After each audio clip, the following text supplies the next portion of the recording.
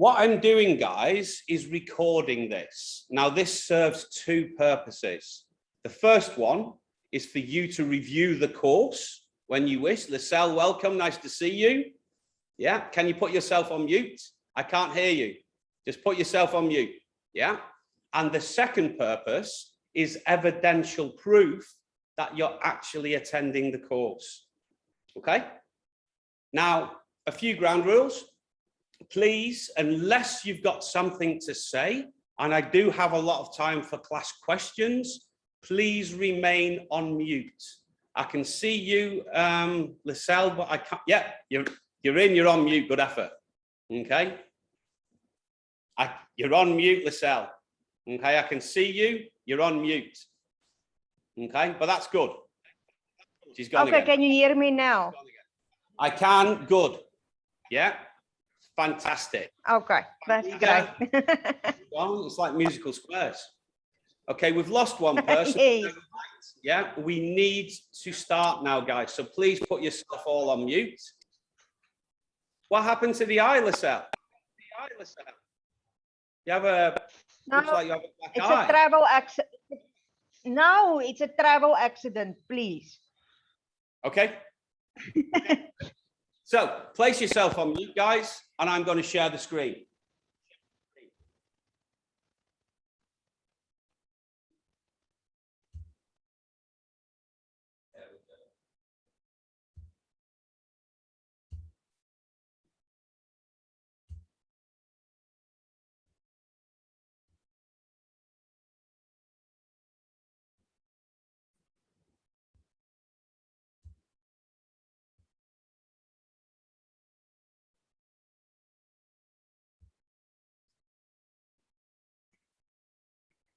Guys, this is super exciting, and I'll explain the reason why in a little while. Okay, this is the very first time that the level 2 introduction to first aid for mental health and mental health awareness has actually been delivered outside of the UK. Yeah, I'm just going to let Estelle back into the room. So you are the first international students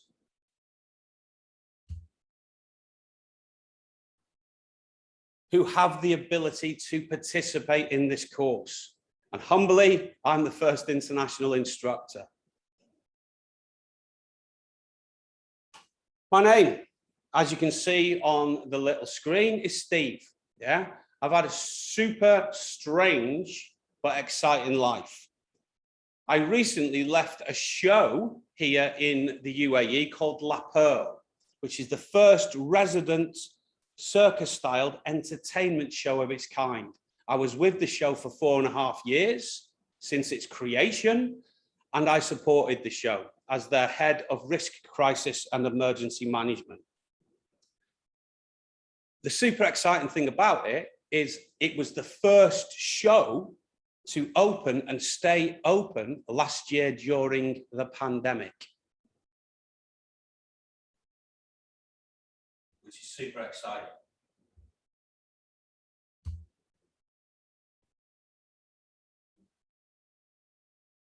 Before that, and in fact to this day, I am a crisis and disaster management consultant with about 28 years experience in that field. And I consult for VIP Doctor. I also teach various things, including, as you can see at the bottom, the level 3 international award in beach lifeguarding, which I wrote. I'm an ex-private security contractor. I spent 5 years in Iraq, and I'm ex-British military. I spent 15 years in the British Army. Yeah, I'm an experienced risk, crisis, and disaster management consultant, as I said.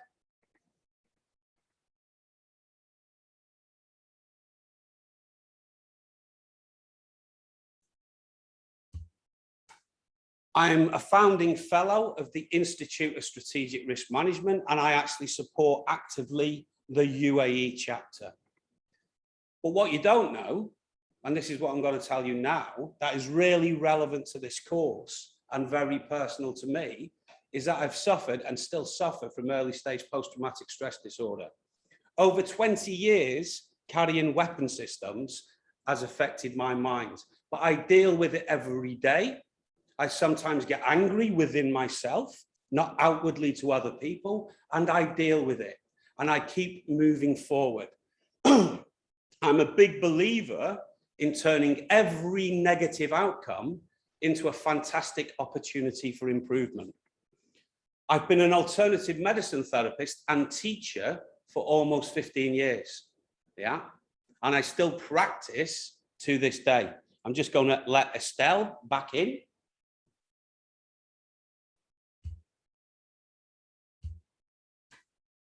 And I was very lucky to do a research project with the US military in Iraq, covering about a year in Al-Anbar region, in regards to mental health proactivity and implementation strategies and structures for individuals and corporate entities.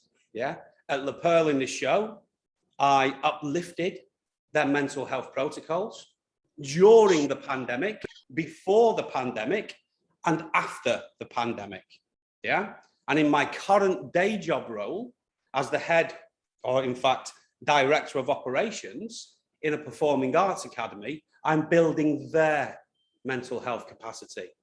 And this is what I'm really passionate in regards to doing for you guys.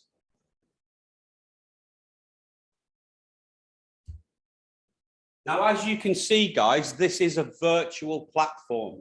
So some of you who have got volatile internet access, I will keep having to let you in and out. However, we deal with it and we keep moving forwards. So that's me in a nutshell.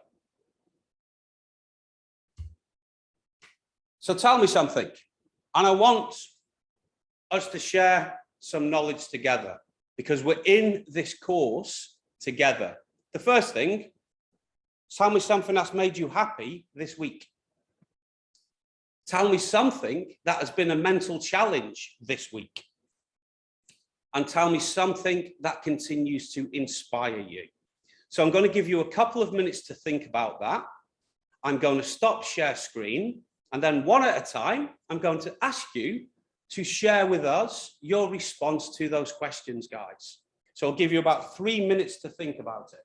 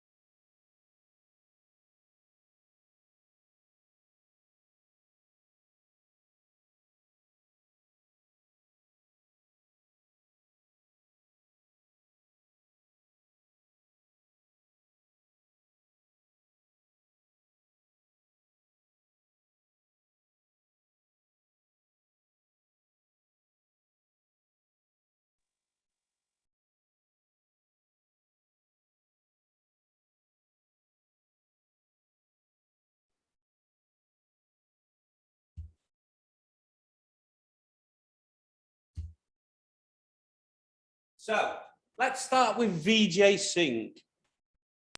Tell me something. Yes, sir. Good evening, sir. Good evening. So tell me something.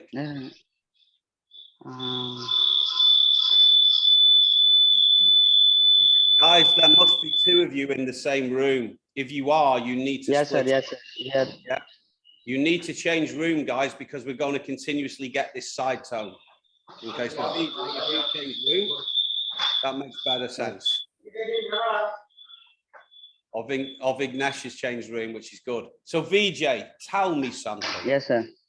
Tell me something. This week, yes, sir. This week, happy is I'm joined for VIP doctors in the family. Okay.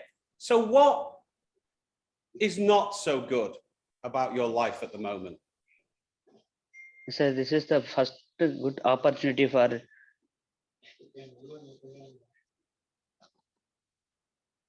Hello, are you hear me? I can keep speaking. Are you hear me? I can hear you. Keep speaking. Yes, sir. This is the first my achievement in my life.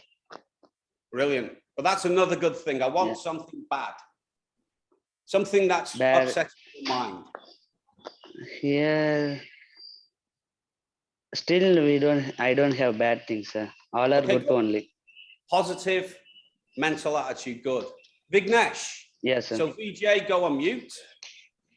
Mute yourself, please, VJ. Vignesh. Yes, sir. Good evening. Good evening. And the thing that made me is after long days, I just met my colleagues who are working in Dubai. So that's the thing it's made me happy. Good. So what makes you And sad? it makes me sad. Like here, I'm seeing like different country peoples here. Some people are like good people. Some people are like bad people. And that the things made me like feel something disturbing. It's disturbing in my mind. It makes me stress. Okay. So what inspires you every day? What inspires you? Inspired the colleagues who are working with like Naushad, they are all inspiring me. So they are doing a lot of things. They are doing the good in their works. So it inspires me a lot. I also want to do like that. So it inspires me a lot. Good. Okay, so go on mute. Thank you so much for sharing. 846-5216. You're next. You need to unmute yourself. The guy with the lovely sweater on. Your telephone number is 846-521-63645. I don't know your name because I see a telephone number. That is Liesel. me, Steve Liesel. No, it's not you, Liesel. It's one of your colleagues. He looks like an Indian gentleman with a smile on his face. He looked a little bit confused and looked to his right. I don't know his name. He's got a telephone number. Yeah, he's looking at the screen now. Sorry. Sorry. There we go. I think he's there. We are. I don't know your name. So what's your name? Dinesh. Hi, Dinesh. Good evening. So tell me something that inspires you. Yeah, first time I come Dubai. So inspiring all. I am Indian. The people are very hardworking in Dubai. So first one inspiring. VIP is very good. All are telling. So I working. I very happy. Fantastic. So something that's troubling your mind. No. Nothing. Nicely going. Good. Another positive person. Well done. So tell me something that inspires you. Some guys is very hardworking. So in VAB, so that's like I changing. Brilliant. Okay, put yourself back on mute. Thank you so much. Ridwan, unmute yourself. Answer the 3 questions. Hi, Steve. Hey, tell me something good, Ridwan, something good that happened this week. So this week, yeah, it's basically meeting up with my friends and spending time with them, apart from work duties. So just to keep my head clear. So that was good. So tell me something that could be troubling you. It was balancing time and time management, because working 12 hours, 12, 13 hours, you just need to prioritize on certain stuff. So time management was an issue for me. Definitely. So tell me something that inspires you, Ridwan. It's actually a person. So it's my one friend. He's about 6-7 years in the UAE. We studied together, and the level where he is now, that's actually very great and inspiring. Oh, brilliant. Fantastic. Just put yourself on mute, my friend. Thank you so much for sharing. Rodrique or Rodrigo? Rodrique. You're on mute, my friend. Good. Let's go. Hi. Good evening, Steve. Good evening, my friend. Yes, So sir. tell me something good. Something great. I think that we take for granted, all of us that travel thousands of miles. I'm just happy that I arrived safely, and I'm sure the other guys and ladies as well. You know, what was the other question? Something that's troubling you, something that's not so good in your life. Everything. I can't complain about everything. I'm very positive, a positive person. I try to keep my head above the water, in any situation, and a little bit of something that's, I guess it's probably not just troubling me, but just preparing for the exam ahead. That's all that's throwing me a bit of balance. But yeah, that's basically it. Okay, so what inspires you to get up every morning? Just the opportunities that lies ahead. Brilliant. I believe there's big growth for the position that we're in, and yeah, just for the opportunities ahead. Brilliant. Thank you for sharing. Lisselle, let's go. Hi, Steve. Yes, what makes me happy is when I can make other people happy. If I see a smile on someone else's face and was responsible for that smile, then I'm a happy person. Brilliant. Something that's troubling me is just a little bit of homesickness, but that will also go away over time. And then I absolutely miss Cape Town and the cold breezes. And something that inspires me is the different ways that we must look at each country that you actually went into, and see how fortunate you as a person actually are. You know, people are, or yourself, are very easy to complain, but then you didn't had a look at the bigger picture. That's very important. Well done. That's fantastic. Thank you so much. Estelle, do you want to come off mute and share? Hi, Steve. Sorry, I cannot seem to sort my camera out. That's all right. No problem. So what's the first thing you want to know? Something good that happened this week. Something that made you smile. Oh, well, the good thing for me is when I came into the UAE about a month ago, adjusting to the weather was very hard for me and I wasn't so well. And this week, for the first time, I feel like Estelle again. I feel normal. I feel like I'm not struggling to breathe. I can walk without being short of breath. So that's a big thing for me because I mean, I'm not 20 anymore. Yeah. So that was a very good thing for me. Yeah. Okay, so something not so good, something that's troubling you, or something that has been troubling you. I wouldn't say it's troubling me. I guess I have to get used to. I'm used to living on my own, so it's a bit challenging sharing. I've been on my own for many years, and so yeah, so that's like a challenge. Nothing bad has happened. It's just having other people in my space. That is a big thing, a big bit of adjusting to do for me. Okay, something that inspires you then.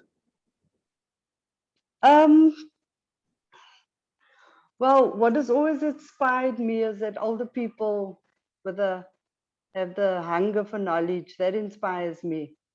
You know, the younger generation today give up so easily.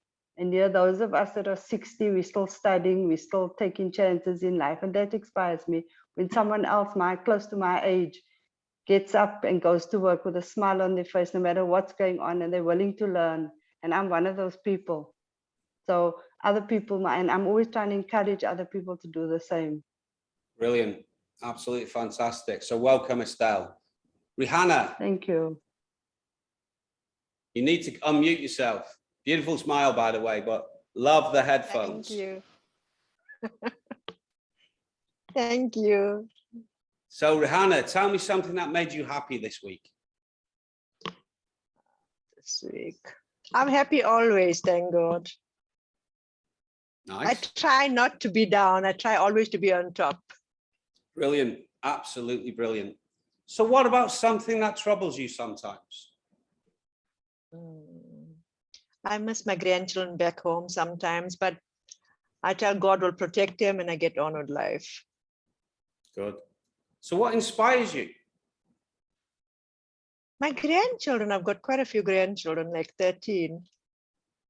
13 grandchildren. Yes. You don't look old enough to have one, to be honest, but thank you I'm so much. 58. I'm 58. Okay, fair enough. Don't tell my colleagues. You're telling them now. I know, I know. me and Estelle are in the same boat. Wow. Shahida. We love getting up and going to work. Brilliant. Brilliant. Shahida. Thank you. You're welcome. So Shahida, unmute yourself, share some knowledge with us. Need to go on mute. There's a little microphone icon with a red line through it. Just click it and you'll unmute yourself. That was your camera. Yeah, there's something like a little microphone. Yes. Hey, that's Yes, it. sir. So tell me what Got it. good things happened this week. What's happy things happen in this week? I have met my colleagues in this week. I have not Brilliant. met it years back and meeting them. Good. So tell me something that sometimes troubles you. I'm new to Dubai, so I'm missing my families here. So we have to do ourselves for all works we have to do ourselves. Should not depend with anyone. Should do Brilliant. ourselves works in it. Okay. So that. Okay, so what inspires you, Shahida? Here so many working women, family women are working there without seeing the times. So that inspires me every day. Okay, fantastic. Thank you so much. Well, thank you so much, guys. Yeah. What inspires me is actually spending time with people like you. Yeah. People who are ready to learn, people who are open to accept positive change within their lives. Yeah. Now, you guys, the course that we're going to cover is super critical because you're all frontline healthcare providers. Yeah. My sister's a nurse back in the UK. Yeah. And she had a very troubling time during the early stages into last year and this year during coronavirus. So I absolutely respect every single one of you for what you do, guys. Yeah, absolutely fantastic. Okay. So I'm going to share screen again.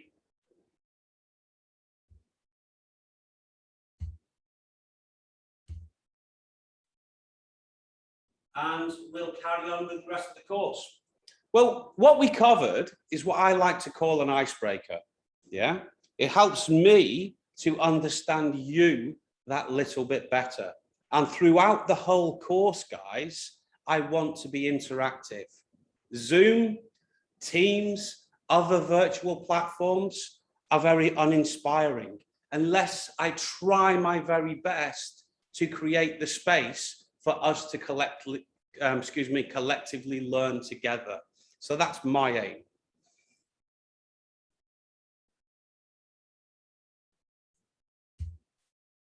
So a little bit about Highfield. It's a UK regulated government awarding organisation, and they run some fantastic programs. VIP Doctor is a Highfield approved international training centre. Yeah. Me personally, I've worked for Highfield. I've written qualifications for Highfield. I've supported Highfield for over 14 years. Okay. It's an absolutely fantastic organization. The qualification you're doing is a UK regulated international qualification, guys. Okay, so it is a meaningful qualification as opposed to a training center certificate. The course itself, it's broken down over 2 times 3-hour sessions. However, as you'll come to know, I like to talk, so we may run over time a little bit to enable for us to better understand the importance of mental health first aid. Tonight is our first session. Tomorrow night will be our final session. Certification, as I mentioned, is, an internationally recognized UK regulated qualification. And it's regulated, like I said, through Highfield. At the start of each day, use the chat function to sign in. So now I'd like everybody to open their chat and please sign in. Sometimes throughout the course, instead of getting people to speak, I will ask you to ask your questions or share your knowledge through the chat function. And the chat looks like a little cartoon bubble. For those who don't know, you can click it and you can chat.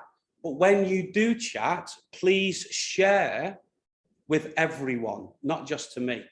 Okay, guys, so please, everybody now, figure out how to open your chat and sign in. So your name, signing into the course. And then at the end of the day, I'll ask you to sign out. Please, everybody do that now. Okay, there's a couple of people doing it, good. So,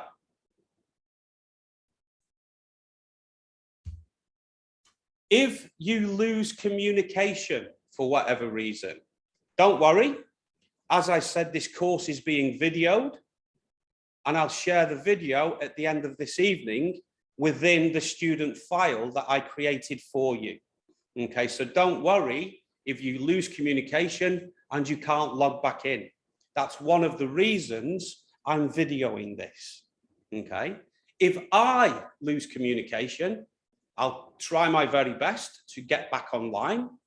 If I can't, I'll contact Noshad, who will then contact you guys, and we will knock over another day, because that's my fault, it's not yours. Please, please, please, if you're going to say something, unmute yourself. After you said it and shared your wealth, please mute yourself again. That's vitally important, guys. It's easy in a room for me to control you. These are extra layers, how I like to control people online.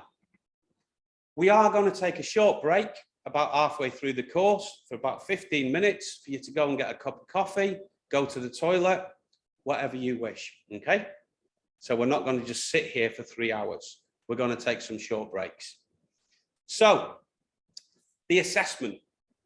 At the end of this 2-day session, you'll be zooming in with me as an individual to do a multiple choice questionnaire. Yeah, that's pass or fail. On top of that, I'll engage with Noshad for you to start to formalize a mental health support structure within your organization, how you can analyze and support each other. So that's the assessment, guys. Before we do the assessment, I'll give you a couple of days to review the recording, to review the student handouts, to ask me questions if you wish. Okay, at the end of tonight's session, I'll share my mobile telephone number.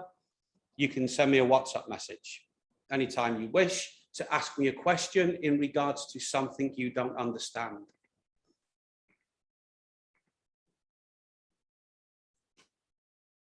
There's various signposts within the information that I've shared with you in regards to important research data.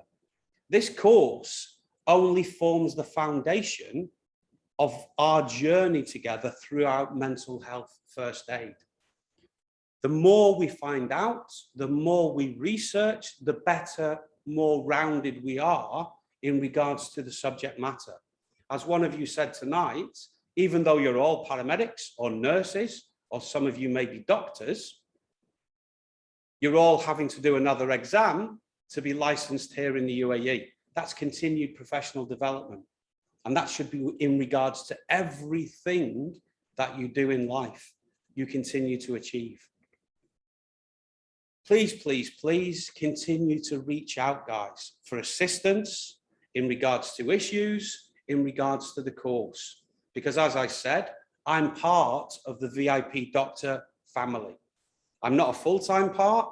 At the moment, I'm just part-time consultancy, but I'm a very good friend of Dr. Mohanid, the founder of VIP Doctor.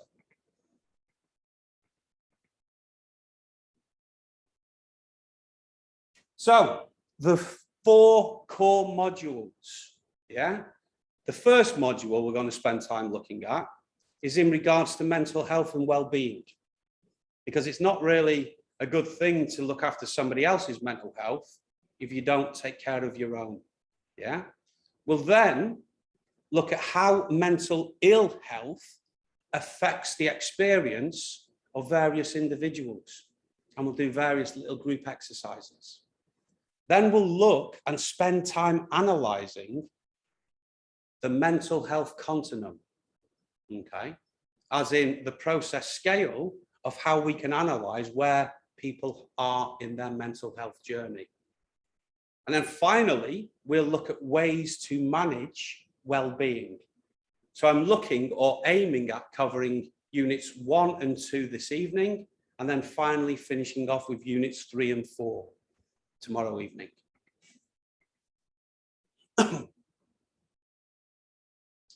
You'll see various icons throughout the presentation. CQ, standing for class question, which means I'm asking you a question. Individual exercises, emphasizing key points, relation to the law. Now, even though this is a UK regulated qualification, and some of the laws that I'll imply are UK regulated laws, I've been here for 16 years in the Middle East. So I understand quite a lot about the law in regards to mental health here as well. We've got other icons like group exercise, class exercise, definition, handouts, and navigation, okay? They're the little icons that we're going to see. They're there mostly to guide me in regards to the focus of the course, but they're also there for you as well.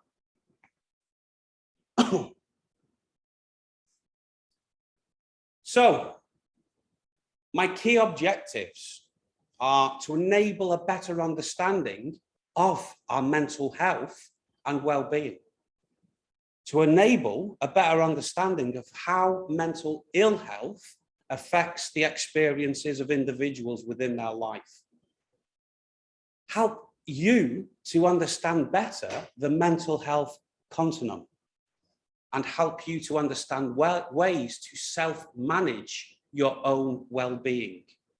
Because like I said, resilience, mental health starts with yourself. Because it's very difficult if you're struggling or you're challenged to assist other people.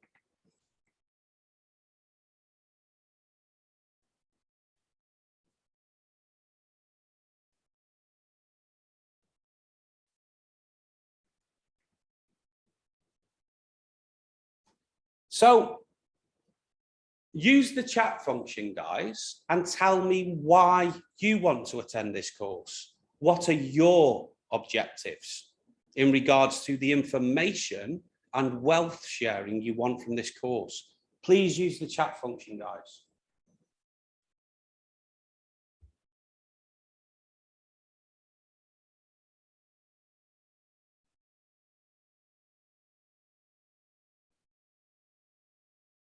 Yeah, Rahana, you couldn't see the bubble, but you found the chat function, so that's fantastic. So what are your objectives, guys, for attending this course? What do you want to achieve?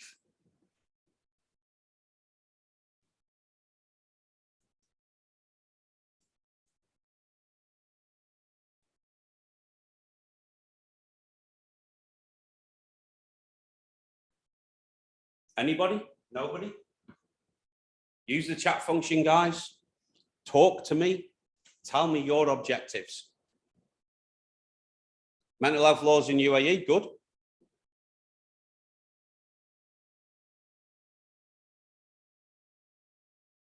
What else, guys? Lisselle, well done. For me, it's better understanding of mental health and learning to help the patient with mental health, better breaking the stigma against mental health. That's very deep, Ridwan. Nice. Yeah. What else, guys? What else do we want to achieve? What are our collective objectives?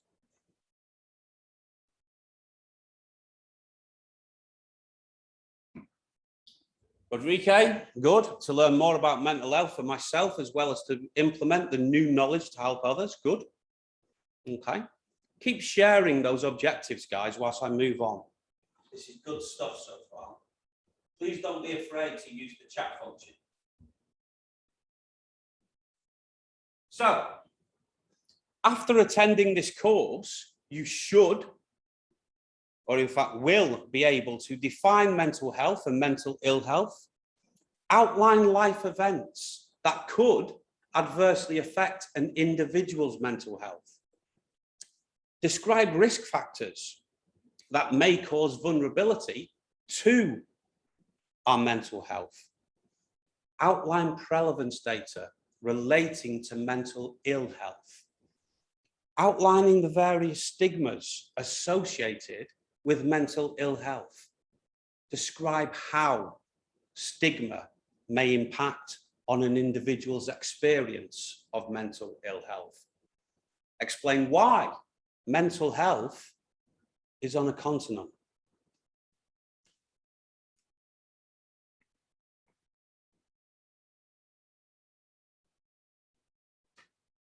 Also, explain why mental health can fluctuate throughout an individual's life. Outline the main types of mental ill health and mental illnesses. Identify the signs and symptoms associated with the main types of mental ill health and mental illness. Outline the role of stress and eustress on mental health, and state why a diagnosis, personally, I don't like the word diagnosis because unless you are a doctor, we make an assessment as non-doctors of mental ill health may not always be appropriate or be an appropriate way to respond to symptoms of mental ill health. My clicker, for some reason, is not working this evening. And I left my other one at work. That's odd. Finally, outline the benefits and limitations of mental ill health and diagnosis. Identify key protective factors for good mental health. Outline strategies to manage our own mental health and identify sources of guidance and support structures within our organization relating to mental health.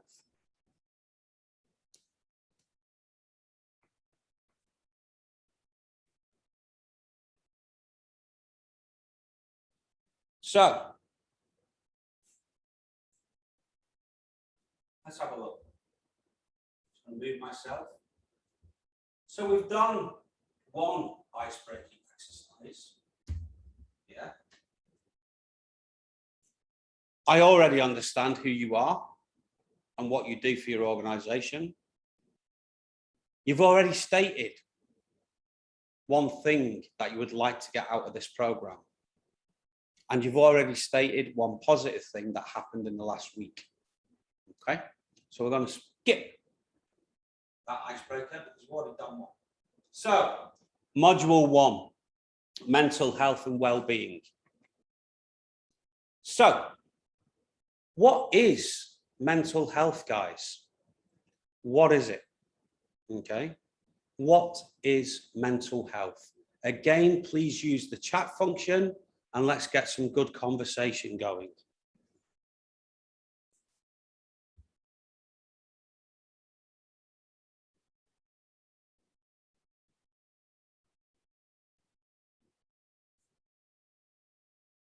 Brilliant, Lisselle. You've already done to 3 years bachelor's in psychology.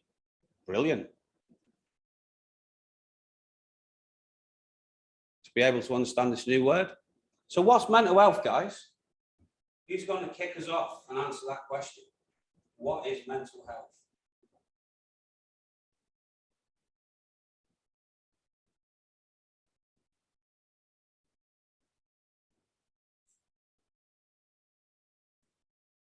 What is mental health? What is it? Maintaining a work-life balance. Fantastic. Yeah, that's tough, especially if you love your work like I do. Okay, but I still try to switch off. But I like that, Rodrigo or Rodrigue. Mental health refers to a wide range of mental health conditions. Yes, if you look at it negatively. Yeah. Okay. What else, guys? What is it? This thing that's seemingly for the last number of years a super buzzword in regards to mental health in the workplace, in our personal lives. What is it? What does it mean to you? How does it resonate?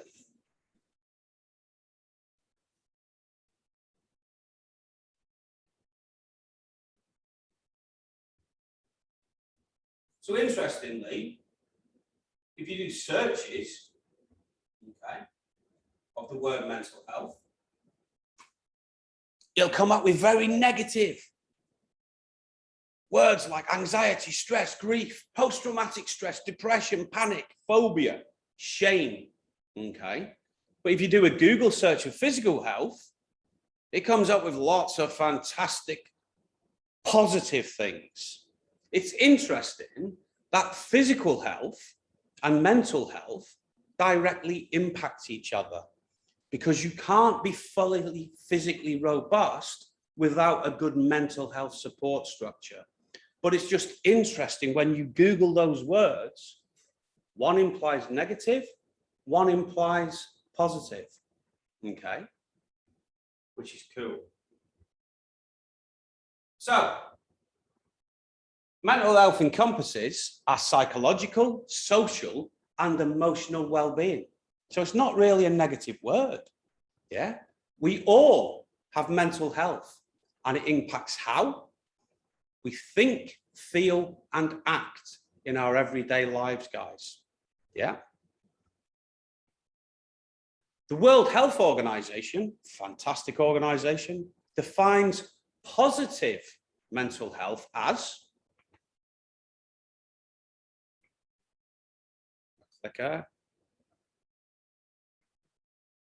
let's see how it defines it.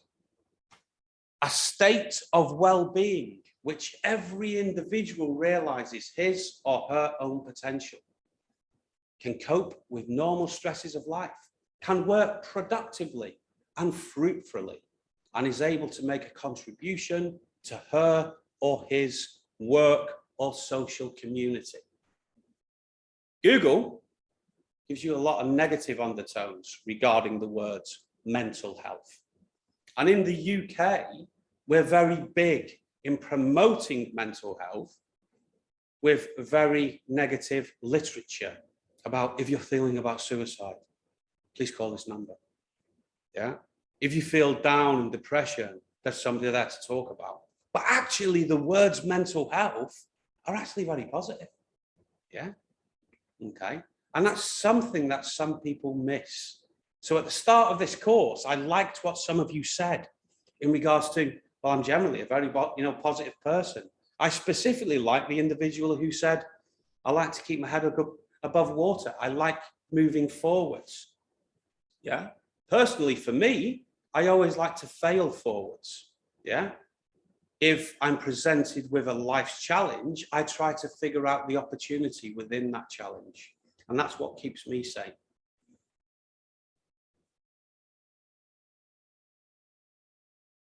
So, prevalence. Okay. Prevalence. The first thing I'm going to ask you is what prevalence actually means. Yeah. And then we're going to discuss its relativity to mental health first aid. Yeah. Okay. So if I asked you a pertinent question like, in what ratio is mental health in regards to globally understanding it? What ratio? Is it 5 to 1, 6 to 1, 1 in 6 people have mental health? What is it? Okay. What is it? What is the prevalence? In a ratio, how many people have mental health? What do we think? Is it 1 in 10 people have mental health? 1 in 6? 1 in 20? 1 in 100? How many people have mental health? Do we think? Again, guys, please use the chat function. 1 in 10, possibly. Any advance on 1 in 10, guys? Rihanna says 1 in 10 people have mental health. I think 1 in 6. Okay. That's Ridwan. 1 in 6. Rodrigue. What do we think, guys? The other people. There's somebody unmuted. Please mute yourself and just use the chat function for now. What do we think, guys? Well, let me share the wealth. Yeah, VJ, can you mute yourself, please? Thank you so much. எப்படி எழுதுறது?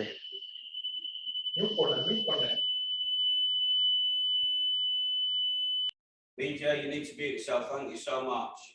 1 in 7, Dinesh says. Okay. So let's look at the actuality of how many people really have mental health.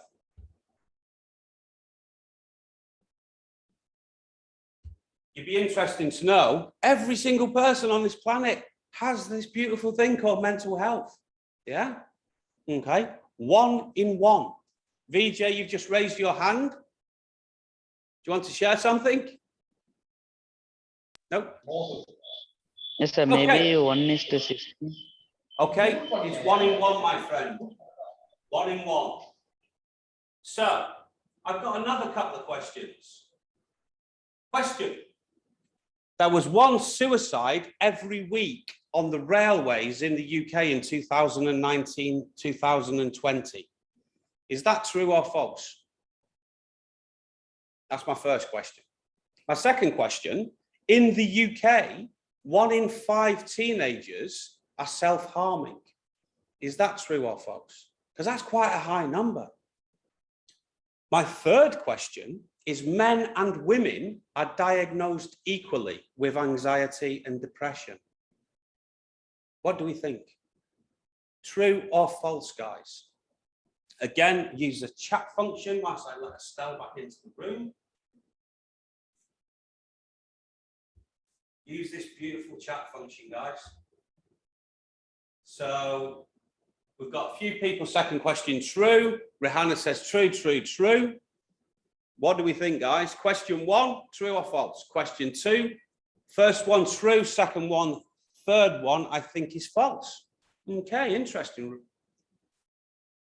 Ridwan. So let's have a look. Let's reduce the chat. True, true, false. Interesting, Lizelle. So, first question is actually false. Yeah? There's 1 person who commits suicide every 31 hours. Okay? That's 283 in the UK, 2019, 2020. 10 times more likely to be a man than a woman. Yeah? Somebody dies from suicide every 1.5 hours in the UK. And these are recent 2019, 2020 statistics. So within this 3-hour period, sadly, 2 people statistically have lost their lives due to suicide. Yeah, which is sad, guys. In the UK, 1 in 5 teenagers do self-harm. However, the numbers statistically are rising. Okay. So start to think about these questions, guys, and how they resonate within you. And what do you think some of the triggers are that force people in to this situation? The final one, which is a very interesting one, is false. Women are twice as likely to be diagnosed with either anxiety and depression. Men generally are more likely to misuse alcohol and drugs, okay? Which for me is really interesting, and we'll talk about that a little bit later on in the course. But think about these questions, guys, yeah? And think what some of the triggers are.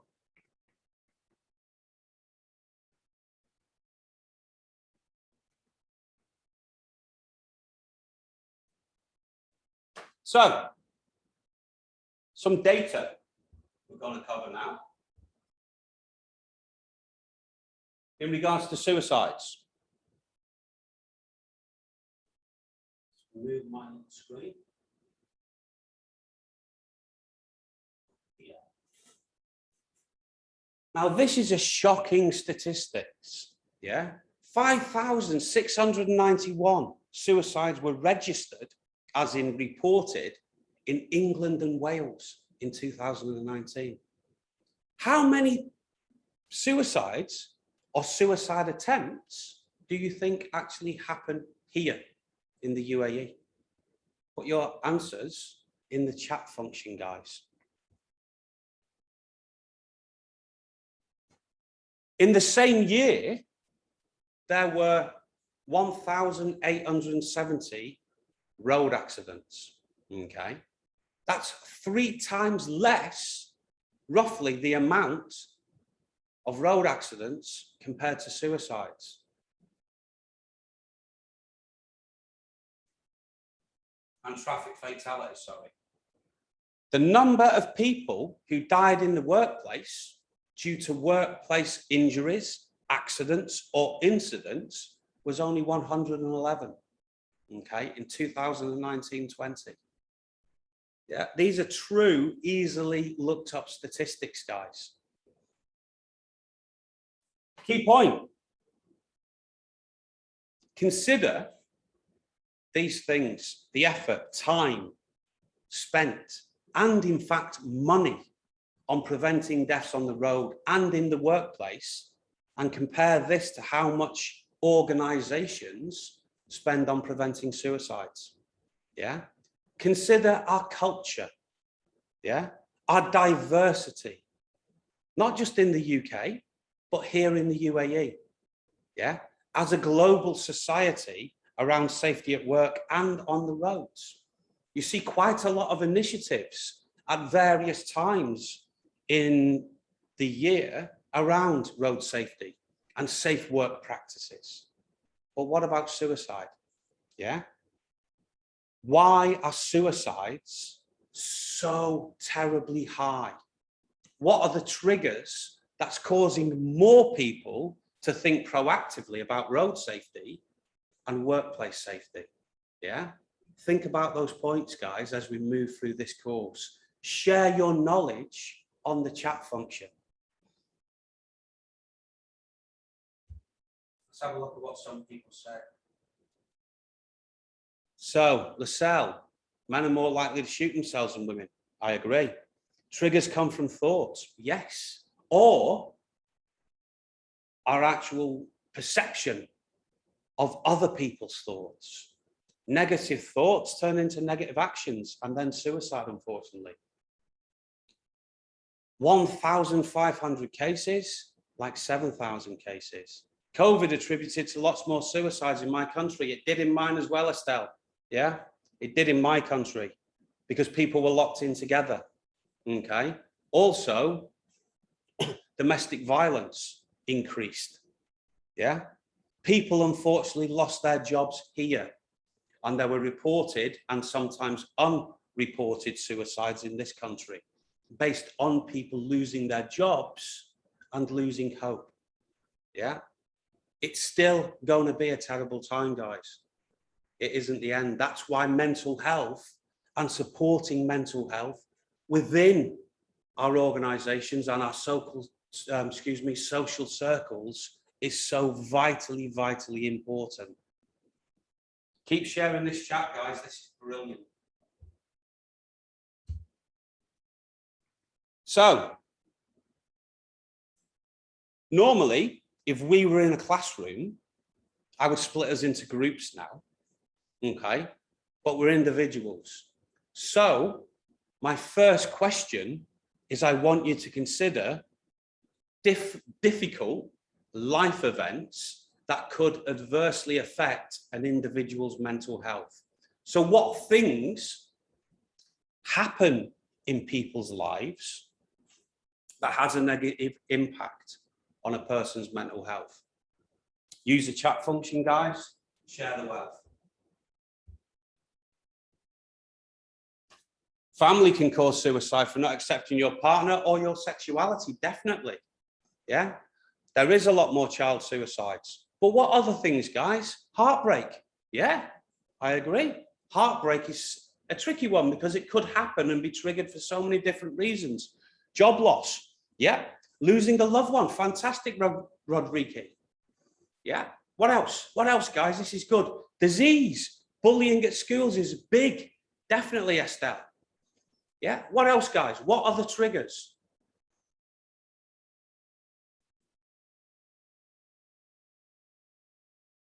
What else, guys? This is good. We had some good ones. Feeling alone. Good one, Estelle. What else, guys? What other triggers have we got? Domestic violence, definitely.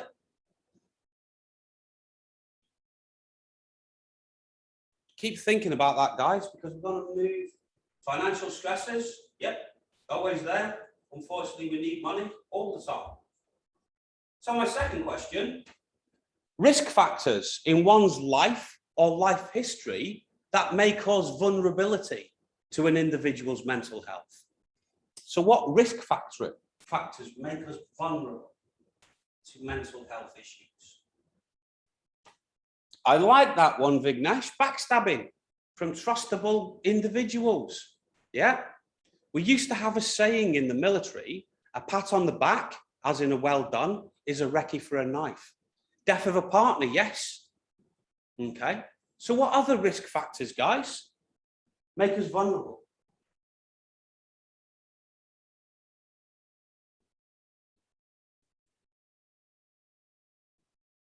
Health problems, good. What else?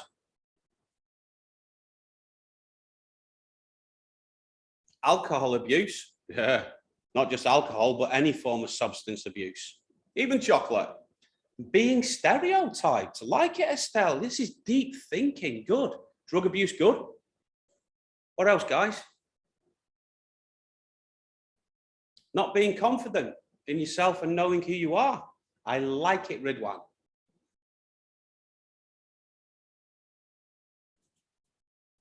What else, guys? This is really good chat. Okay. Think about those questions. Keep sharing the wealth whilst we move on, guys. We do have quite a lot to discover.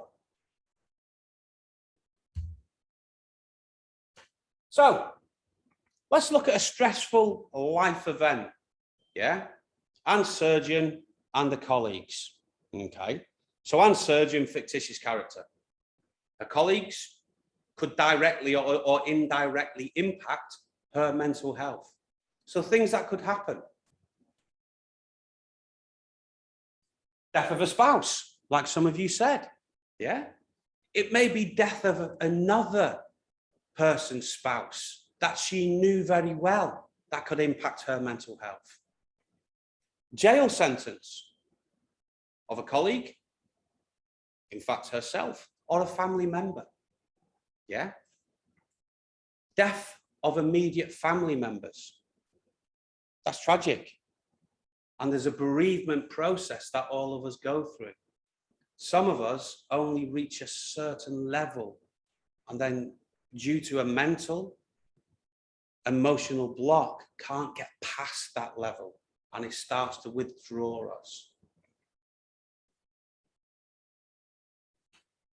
Immediate family member or family friend, in fact, committing suicide.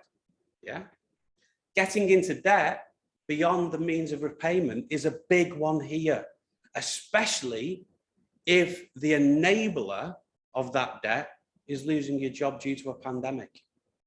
For those who don't know or weren't here during, and I mean here in the UAE, during the pandemic, a lot of people were either sent on unpaid leave, which had a stress factor, then came back to work on what's called austerity, which was another stress factor because they were only being given a percentage of their salary, and some people are still in austerity. Personal experience for me, yeah, I spent 3.5 months on unpaid leave, yeah, but what I didn't do was let it adversely affect me. I turned it into an opportunity to start to deliver courses online because I was stuck in this house. When we reopened the show successfully, we reopened it on 25% of our basic salary. That lasted until December. Again, people were struggling. People had debt. People had credit cards to pay, bills to pay, families to support. Then in December, we went up to 50%, and the show is still not on full salary, which is so tragically unfortunate.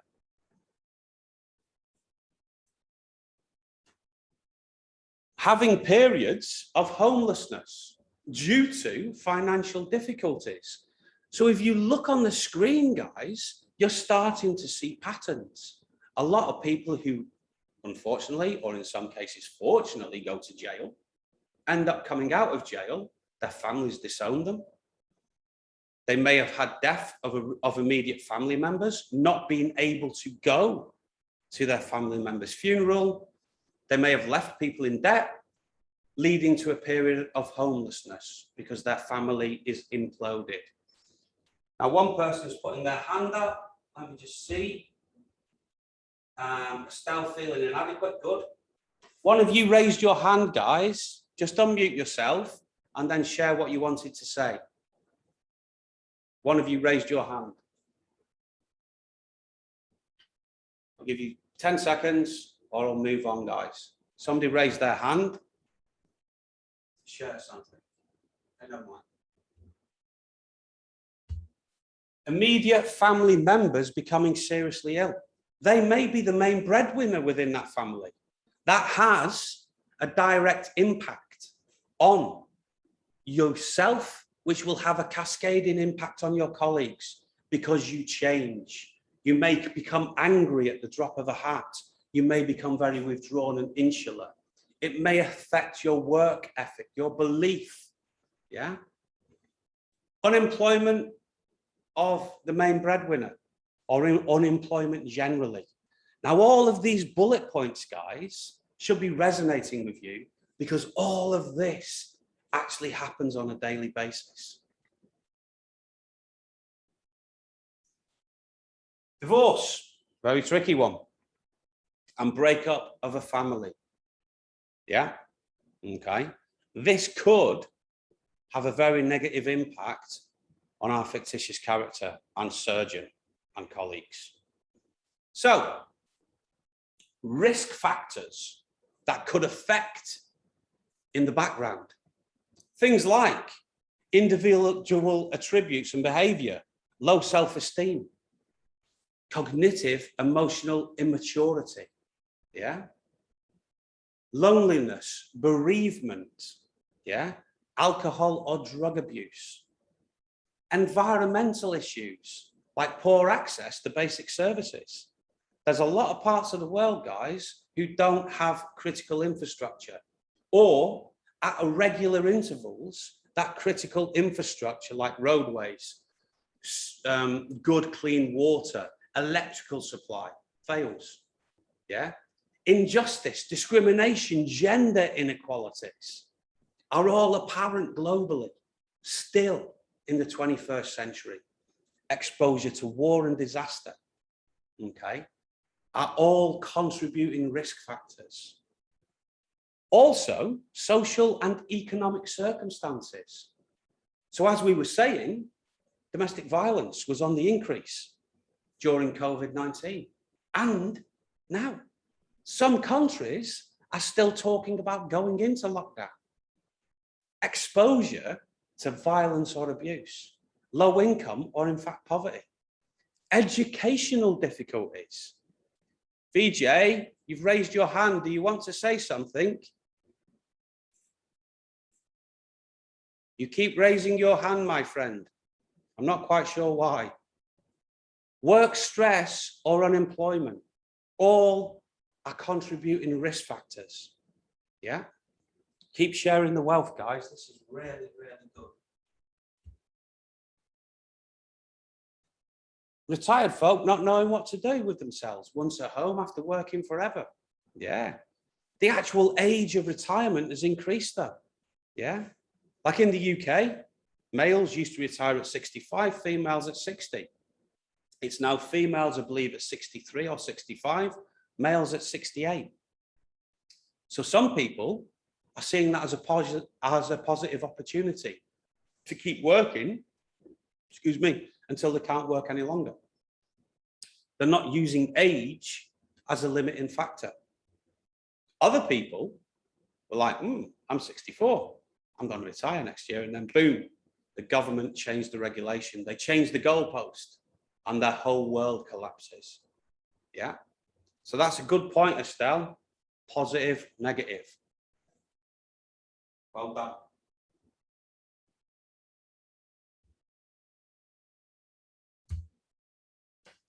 So, end of session 1. How much do we know? Mental health includes social, intellectual, psychological well-being, social, emotional, psychological well-being, social, psychological and physical well-being, social, psychological and emotional well-being. A, B, C or D? Which one do you think is the right answer, guys? And again, use the chat function. Tell me what you think. A, B, C or D? Let's see how much we know. So Vignesh says C. What does everybody else think, guys? Radwan says D. Okay, so what else do we think, guys? There's 9 of us online, or 10 of us, including me. Rihanna says C, so we got 2 people C, 1 D. VJ, B. Okay. What the excuse me, what does everybody else think? Shahida, supporting VJ, said B. What does everybody else think, guys? What do we reckon? Dinesh says C. Okay, so nobody's gone with A yet. That's interesting. Lisselle forgets, says C. Okay, well, let's have a look. Let's see who's right. Boom, B. Okay, so those who said B, well done. Give yourself a pat on the back. Those who said C, start to look at the key trigger words. Yeah. C, social, psychological and physical well-being is not really mental health, is it? Physical could have a direct impact on mental health, so you're not completely wrong. However, the most formed wordage or verbiage out of those 4 options is definitely B, social, emotional and psychological well-being. So another question. Which of the following is an environmental risk factor that can adversely affect a person's mental health? What do we think, guys? Which one of the following is an environmental risk factor? That's all right, Stan, don't worry. It's being recorded.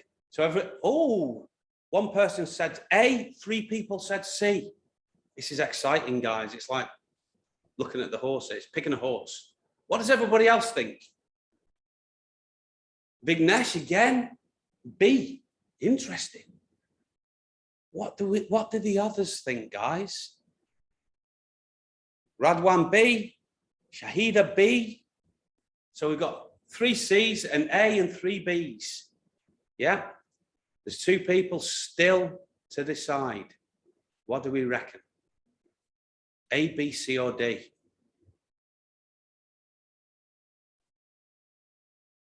Definitely, Lascelles, I don't disagree with you. Yeah, it's just a very strange multiple choice questionnaire. But I like your answer. I do not disagree. Let's have a look then, guys. Who's right? Boom, C. Yeah, poor access to basic services.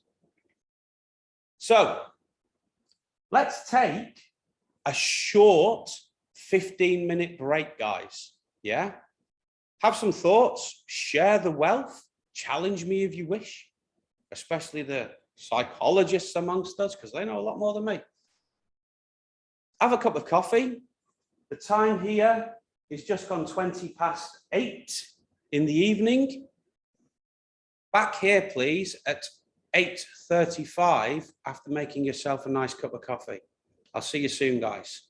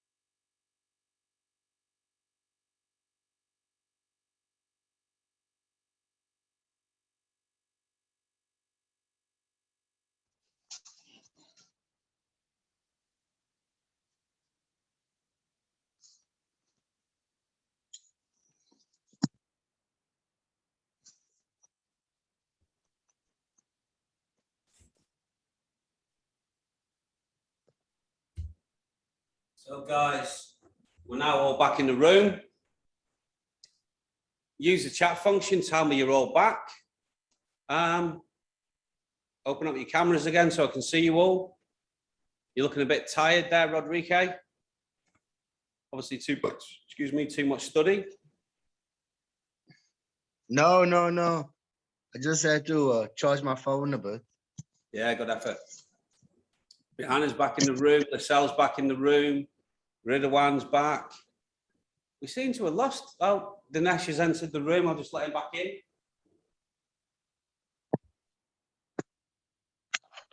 Estelle, are you back? Yeah, Estelle's back. Good effort. Dinesh is back. We're still 1, 2, 3, 4, 5, 6, 7. 2 people adrift. Okay, guys. So whilst we're waiting for the 2 other people to come back, talk to me. How are you finding the course so far? Share your knowledge. Share your wealth. Share the process. Am I going too fast? Am I saying things in a very British way? Am I speaking too fast? Share me your opinion of the course so far. Talk to me, guys. Dinesh, do you want to talk to me? No? Okay. Anybody want to talk to me?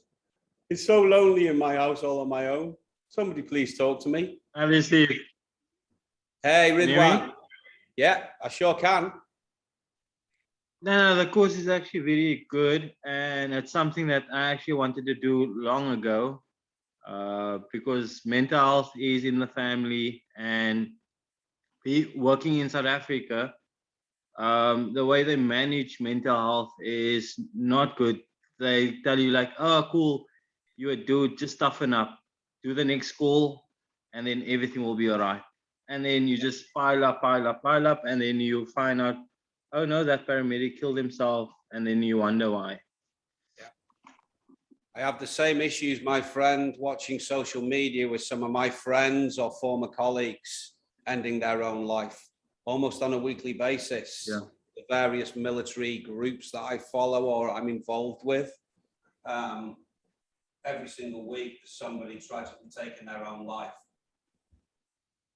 In the UK, we're in the same boat. The government don't seem to care as much. Or if they do, Yeah. it's like, let's do a quick initiative and then let's forget about it again. Yeah.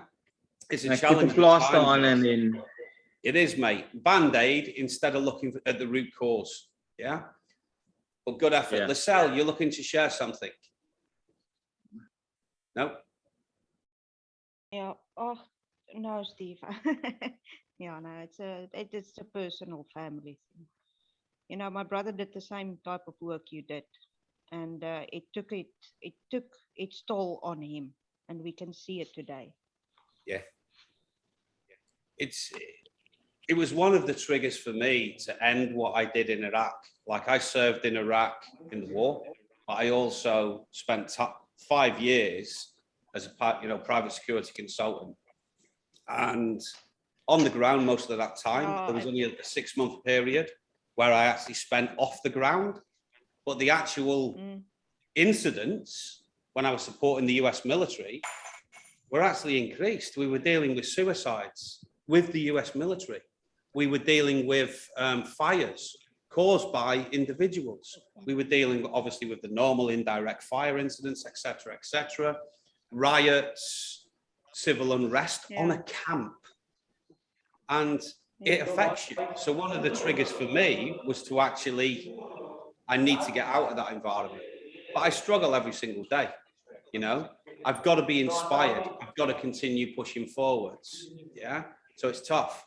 But that's why this course, guys, is super important, because you guys on the front line are the edge of the envelope. Every single day, you'll be seeing tragic events, especially those who are from South Africa. Yeah. Here, road traffic. Yeah, Steve, we've got grave experience coming from South Africa. It's a very special country. Guys. It's beautiful and it's giving you this awesome look from outside.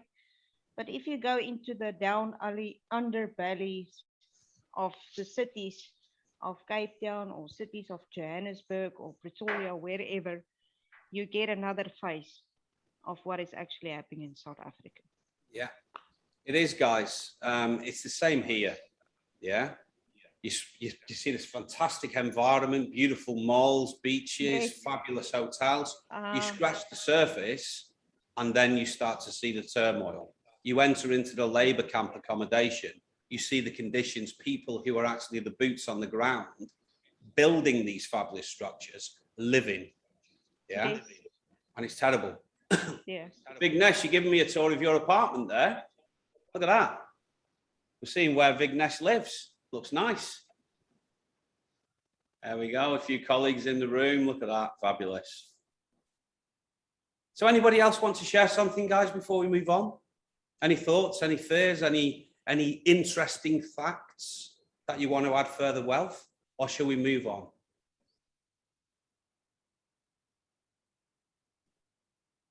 Well, let's get back on with it, guys. Yeah. We'll have other occasions to share wealth. Moving through the course. So, module 2, guys. Yeah. Stigma is a mark of disgrace in some areas. Yeah. That sets an individual apart from others. It implies a set of negative and often unfair beliefs within a society or group of people that they have about something, guys. Stigma can lead to labeling and discrimination. And I'm not just talking about certain closed parts of the world. I'm talking globally, guys. You know, just dial through mainstream or social media and you can see this, the implications of stigma resonating around the world. Yeah. This is one of the triggers that actually stop people from seeking help because they don't want to feel an outcast. They don't want people within their workplace to ridicule them or in fact get rid of them. Yeah. Therefore, stigma presents a very real risk to recovery in regards to mental health illness, guys. Yeah. It's a taboo. Now, here in the United Arab Emirates, up until October last year, suicide, or in fact, attempted suicide was a crime. Yeah. So if you attempted, but were not successful in actually ending your own life, you would face criminal action against you. And there's a lot of people still in prison now who actually were imprisoned because they had mental health issues and they tried to end their own life. But on the upside, in October last year, there was a complete upheaval in a very positive way in regards to the direction the United Arab Emirates was going in regards to mental health issues. Suicide, attempted suicide, cohabitation. Yeah. There's new laws in regards to individual or corporate bankruptcy. So it's no longer an offence as in a criminal offence to be in debt. Okay. Because here, up until recently, if you got into debt and then lost your job and you weren't able to repay that debt back, regardless of insurance, against 75% of that debt, you could face imprisonment. Your passport was taken away from you. You had a travel ban implemented. Okay. All of this adds an extra layer on people's mental health. Okay.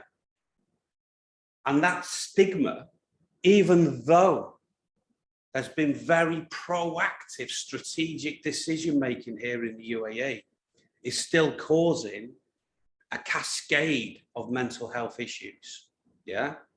Alcohol abuse here is rife.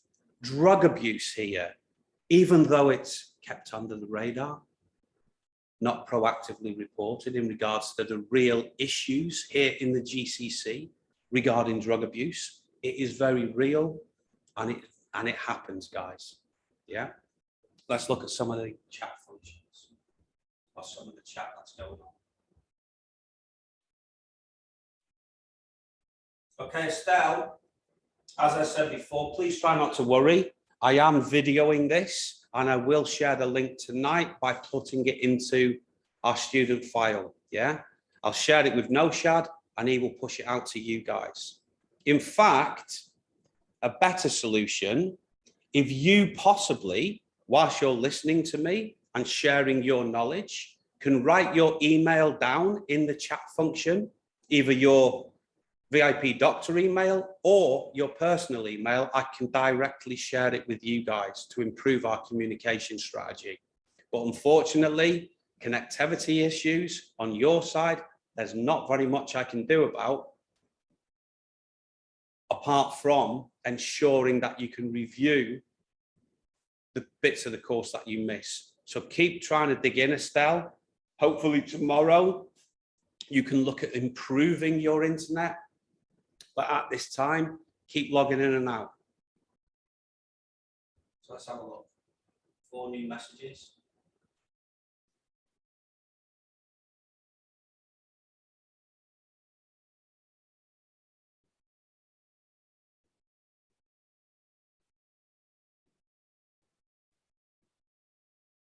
It is, Estelle. Suicide or attempted suicide is looked upon in the same light as attempted murder. It is. Yeah. Okay. There is a huge amount of stigma in different countries, guys. Yeah. A huge amount of stigma. Yeah. Unfortunately, we still have a very nationalistic view on people of other cultures. But that's the good thing for me about here. I get to interact freely with people from other cultures, other religious beliefs, political persuasions, etc., and we cohabit. Yeah. Back in my country, in the UK, as I'm sure in some of your countries, it isn't the same. If they see me engaging with and having a good conversation with a Pakistani or an Indian or a Chinese person, some people would actually criticize me and say, why are you talking to that individual? I'm like, well, they're my friend. Yeah. The good thing for me this last 16 years is I've got a global community of people from different nationalities and cultures that I can reach out to for various personal and professional assistance. Yeah. But stigma is still a big thing. Thanks, guys, for sharing your emails. Keep sharing the knowledge, keep tapping away at this chat function.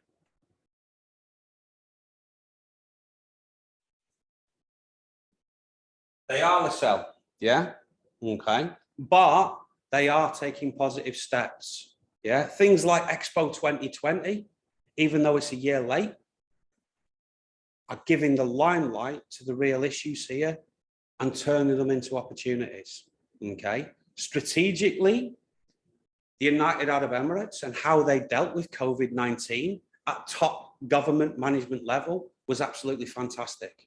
Yeah, we went into lockdown, yeah, for a short period of time. And then even though our cases rose and dropped, rose and dropped, rose and dropped, we stayed out of lockdown. We kept the community open. We tried to redefine not what we were doing, but how we were doing it, yeah. So the UAE, for me, took a very adult approach to dealing with COVID-19, strategically, okay? Individual mistakes, various different Emirates, different things, but strategically, very positive. And don't forget, guys, the UAE as a nation is only celebrating its 50th year this year, okay? So it's a brilliant opportunity to redefine. There is ways of improving. There's always ways of improving, guys. A very good point, Ridwan.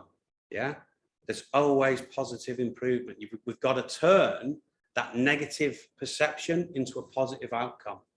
Okay, and slowly, strategically, and almost clandestinely chip away at the status quo. Okay, not enough, so we become a theorist, a threat, yeah, but just enough to have a voice, yeah, because that's what it really is.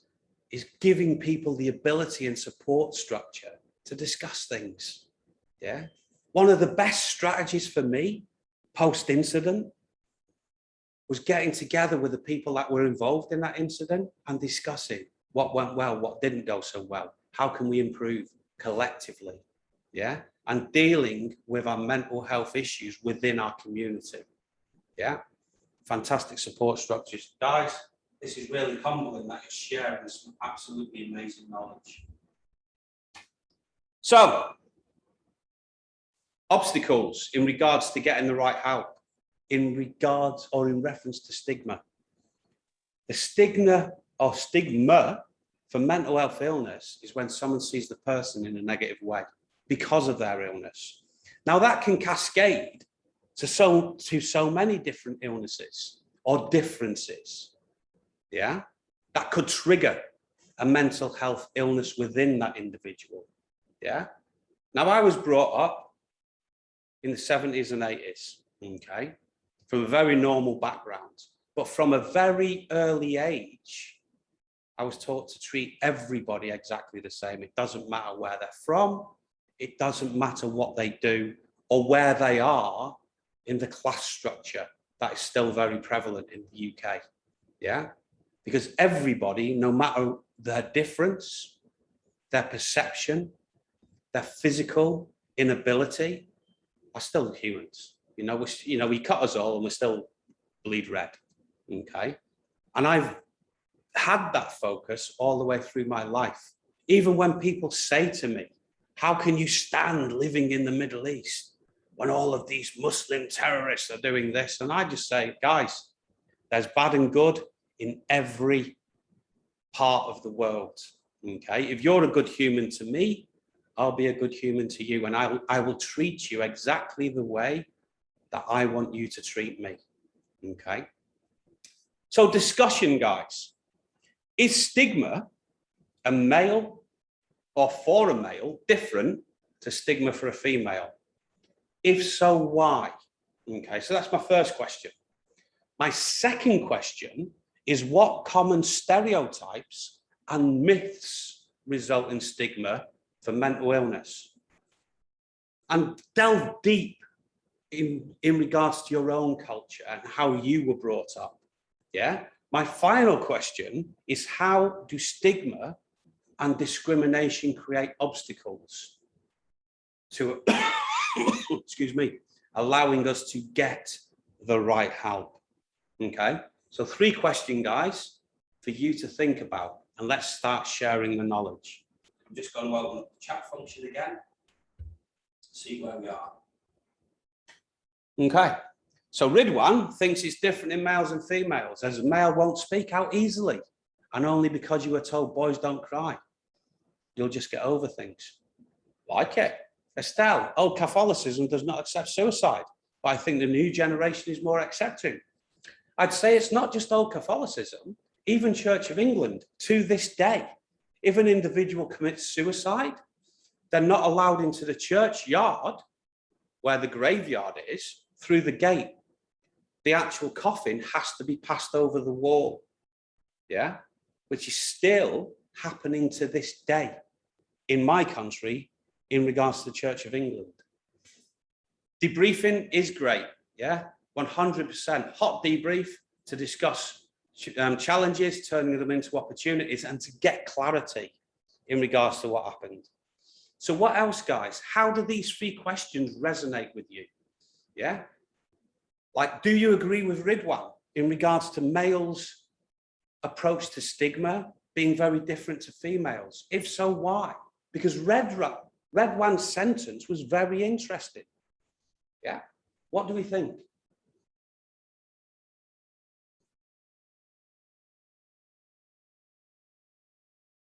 Does stigma and discrimination create obstacles to getting the right help? Okay. Or are you just told to man up? Yeah. Or woman up? Or just up and get on with life. Keep pushing forward. Stop being such a crybaby. It isn't that bad. Things will get better. Don't worry about it. Yeah.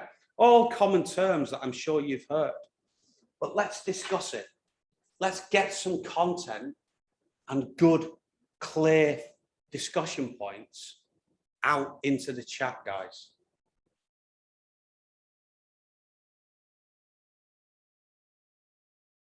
See my cup? Nice VIP doctor cup. Look at that, very nice. I've got 3 of these. For some reason, Dr. Mohammed, every time he sees me, gives me a cup, which is great because I never have to buy a cup again. Fantastic cups, very robust. So if you can, get one yourself. Come on, guys. The chat's gone quiet. Where's everybody gone? Yeah? Is stigma different? What common stereotypes and myths result in stigma for mental health? How do stigma and discrimination create obstacles? Yeah. Okay, think about those whilst we move on.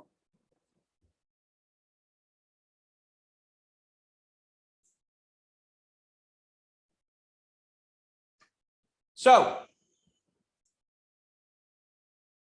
content in regards to stigma is in handout 1. Okay. Now, normally we'd have a group discussion break for you to then analyze handout 1 and then we'd discuss it. However, it's very difficult to do online. So what I want you to do is look through the various different handouts tonight, and then we'll have another icebreaker tomorrow morning. Okay. So let's look at different obstacles and get, and actually getting it right. Ridwan, you're absolutely right. Family plays a big role because family, in some circumstances, do outcast you. Some would say you're bringing shame on the family, especially in some cultures still. If a lady has a baby out of wedlock, she's ostracized. She's cast out from the family fold. Cultural differences, definitely, Rodrigo, are stigmatized.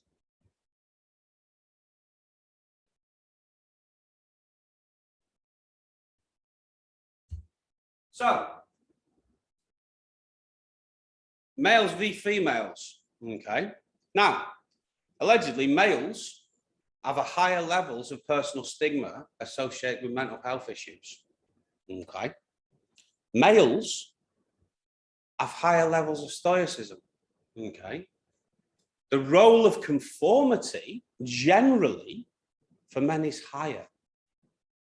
Females, statistically, are more likely to seek support within their community or signposting each other to various outreach support strategies. Now, male v female, do you agree with those statements? Yeah? Do you agree that males are less likely to seek help? Males are or have higher levels of stoicism. What do you think, guys?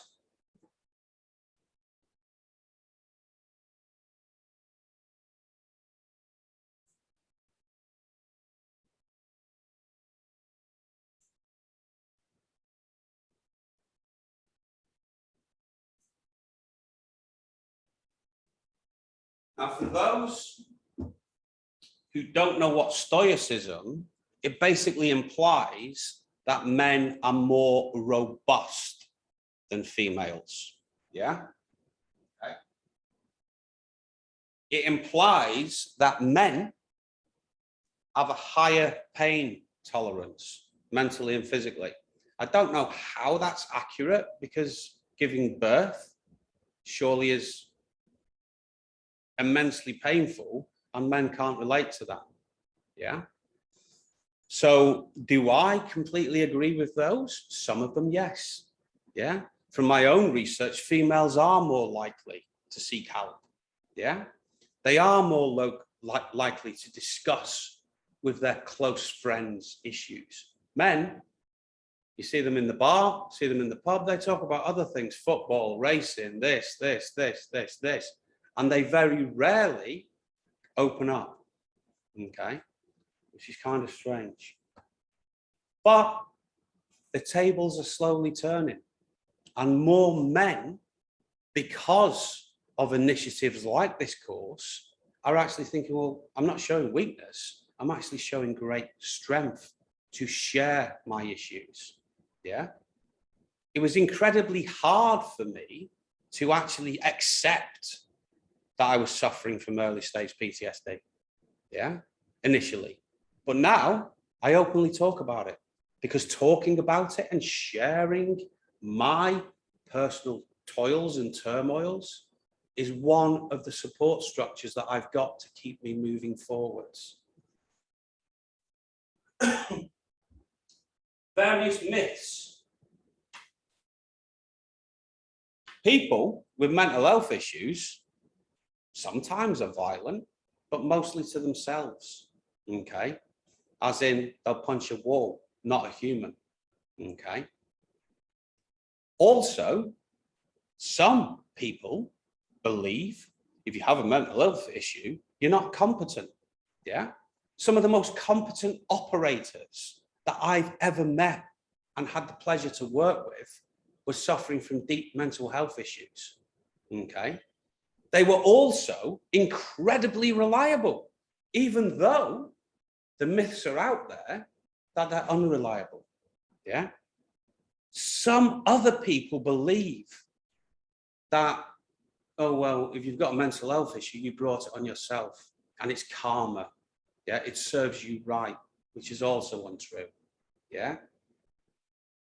Some people still believe that mental health is incurable, okay? And that it is uncommon. In fact, based on the statistics at the start of this course, guys, it's super common, yeah? Fantastically common.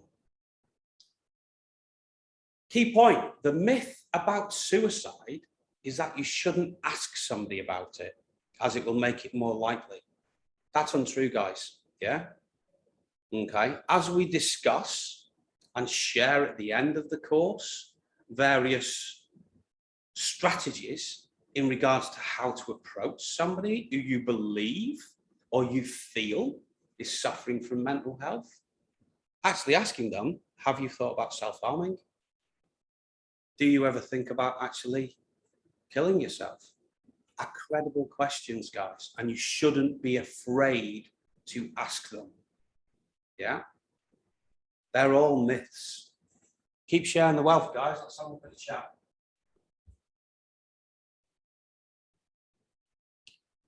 Ridwan, me and my friends acutely have this where we do a checkup. Yeah, buddy system. Okay, the US Navy SEALs called it swim buddy. Yeah, I've got a really good friend of mine who I've known for well over 20 years. He lives here in the UAE. We don't see each other for long periods of time, but we send each other what we call welfare checks. Yeah, I'll just get a WhatsApp message. Hello, mate, welfare check. And I'll send the same to him. It's just to update each other that we're still okay. Do you want to discuss something? Yeah. Okay, so that's fantastic, you know, Ridwan. You've got a fantastic process in place, and Zoom calls do actually assist the process. Yeah. As a support structure for my family through COVID-19, we formed a WhatsApp group. We had regular Zoom chats, and they weren't just chats. We were learning Tai Chi together because both myself and my father are martial arts instructors. Yeah. We were discussing problems. We were doing meditation sessions. We were having quiz nights. Yeah. To assist us all to get through the issues of being disconnected. Yeah. So support structures is really exactly what we're talking about. So how much do we know?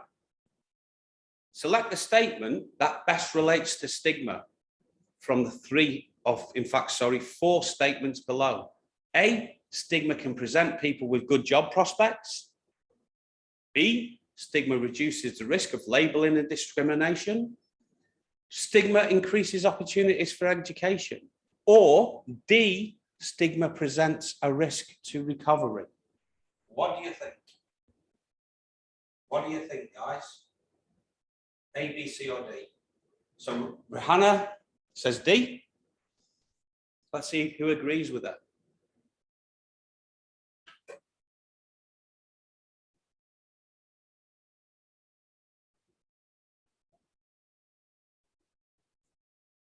VJ says B. So you think it actually reduces the risk, VJ, of labeling, doesn't increase it? Okay, maybe think about that one, VJ. Red one says D. Vignesh says B. Again, Vignesh, think about your answer, my friend. Does stigma increase or reduce? What do we think? Rodrigue, D. Okay, good. Let's have a look. Who else? Who else do we have on our Zoom? Who else is going to take the plunge and offer a perception? Shahida says also B. Well, let's have a quick look, guys and ladies. It's definitely D, guys. Stigma doesn't reduce the risk, it increases the risk. It definitely doesn't present good job opportunities, yeah? And it doesn't improve your opportunities of education. It actually presents a very real risk to your personal recovery because you think other people may look at you differently if you actually open up and say, guys, I'm struggling, yeah? I need help. Please jump around me, get around me, help me. Tell me what to do, yeah? Support me through this process. So definitely D, okay? What about this question? Stigma can result in increased confidence, increased isolation, increased access to activities, or increased mental well-being. Which one, A, B, C, or D? Which one, guys? Straight away, Rihanna said B. Interesting. What do we reckon, guys?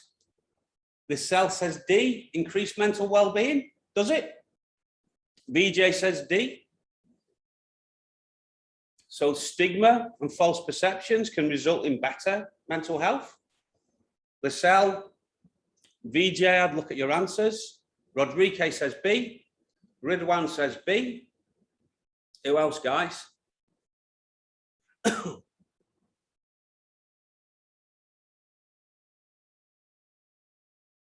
Let's look at it. Of course, B, guys. How can people's negative perceptions on you increase your confidence? Unless you're a really strange individual. How can it improve your access to activities when you feel isolated?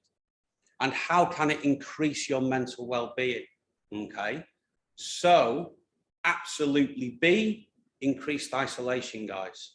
Yeah, some of these questions may crop up in the multiple choice questionnaire that will do one-on-one.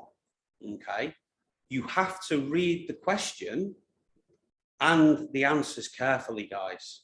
Yeah, because the key to the answer is how the question's presented, which is quite tricky. Okay, sometimes I get caught out. Let's see what people have got to say. I'm going to look at letting Estelle in. Is she in? Oh, there she is. Dear, oh dear, I'm sorry. Estelle's joining back in the room. Apologies, guys. I get a little bit excited. That's why I video it. Okay, so thank you, Lisselle. Estelle is now back in the room, hopefully.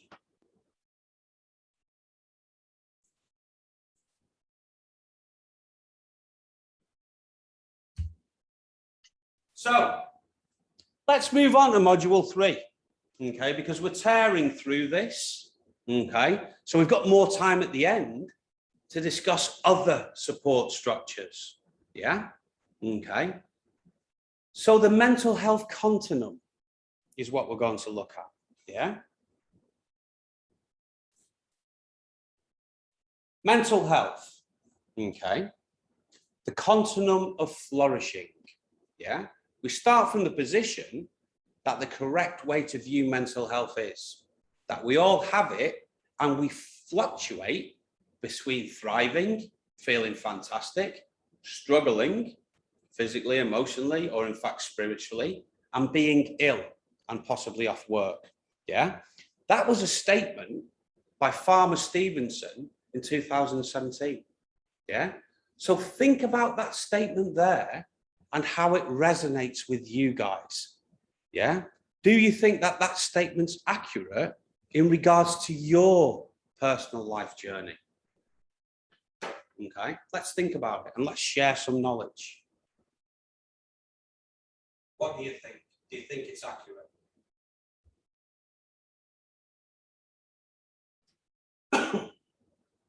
What do we reckon?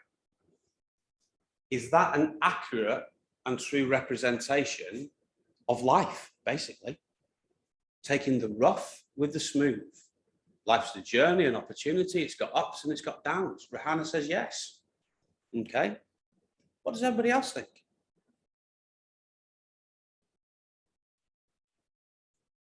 What does everybody else think? Yes, definitely, Estelle. I agree. Welcome back to the room. I do apologize. I didn't see you sneak back in. Very true. Good. That's correct. Agree. Each day we face different challenges. But what we generally try to do is turn those challenges into opportunity. Okay.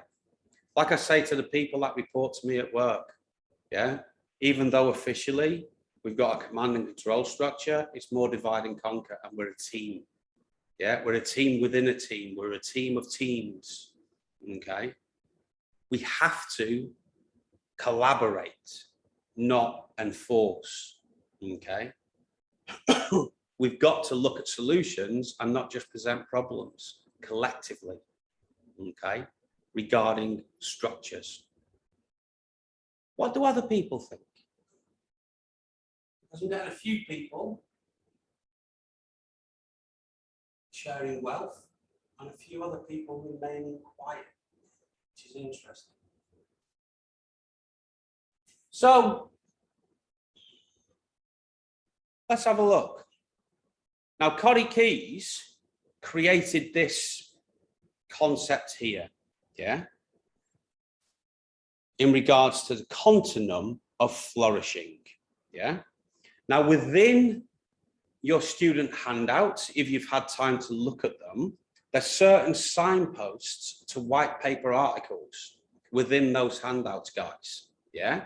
Research Corey Keyes and this actual continuum, because if you look at it like a compass, as I do, north, good mental health. East, no mental health. South, poor mental health. West, mental illness. And then it's split up into flourishing. Moderate when we start to move east. When we start to go south, it starts to go languishing. Yeah? So you're starting to delve into poor mental health. As it starts to move from south to west, languishing starts to turn into mental health problems, the emergence of them. As you start to tip west, we've got moderate mental illness, yeah? But then it starts to go back to flourishing and mental illness, okay? So it's cyclic. And what I like to, when I look at this, I start to think about the phraseology that we use, yeah? When things go bad, we term our things going south, which directly looks at poor mental health, which is quite interesting, Corey Keyes' perception. So, I'm going to ask you various questions. Okay. What do you think of flourishing? Yeah? Or what do you think of when you hear the words flourishing? Yeah? What in your mind is moderate mental health? Also, another question, what is languishing? Okay, so 3 questions for us to think about. So flourishing's growing, yeah. You know, when you talk about your garden, you say, oh, my garden's flourishing because it's growing. Yeah.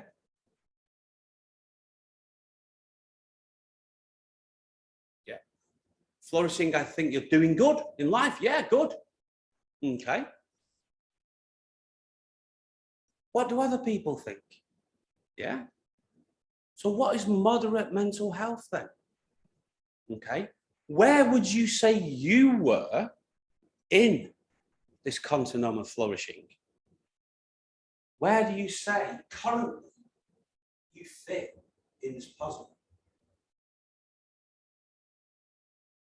Yeah. Also, what does the word languishing mean? Okay. Because we've had 2 good answers in regards to flourishing. Okay.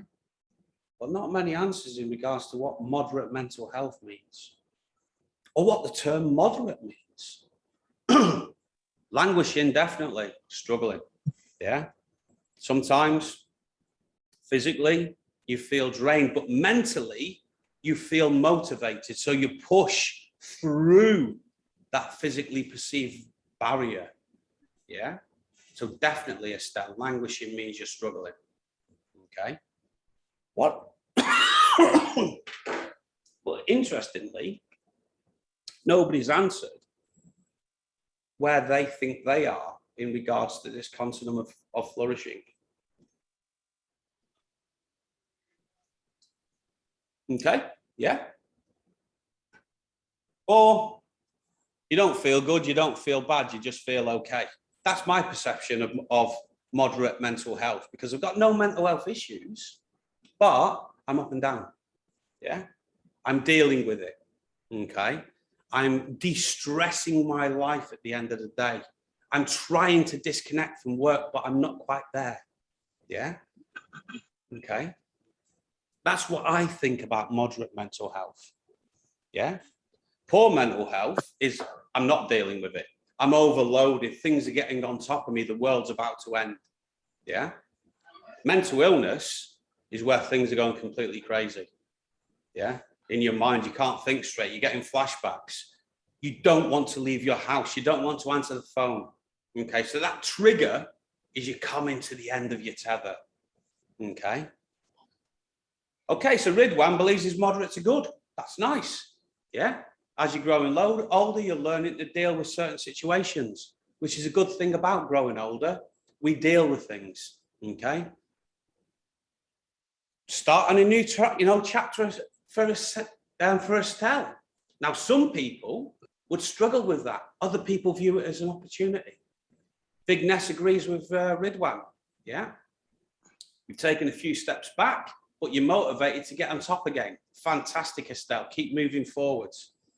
What about everybody else, guys? Where do you think you are in the scale?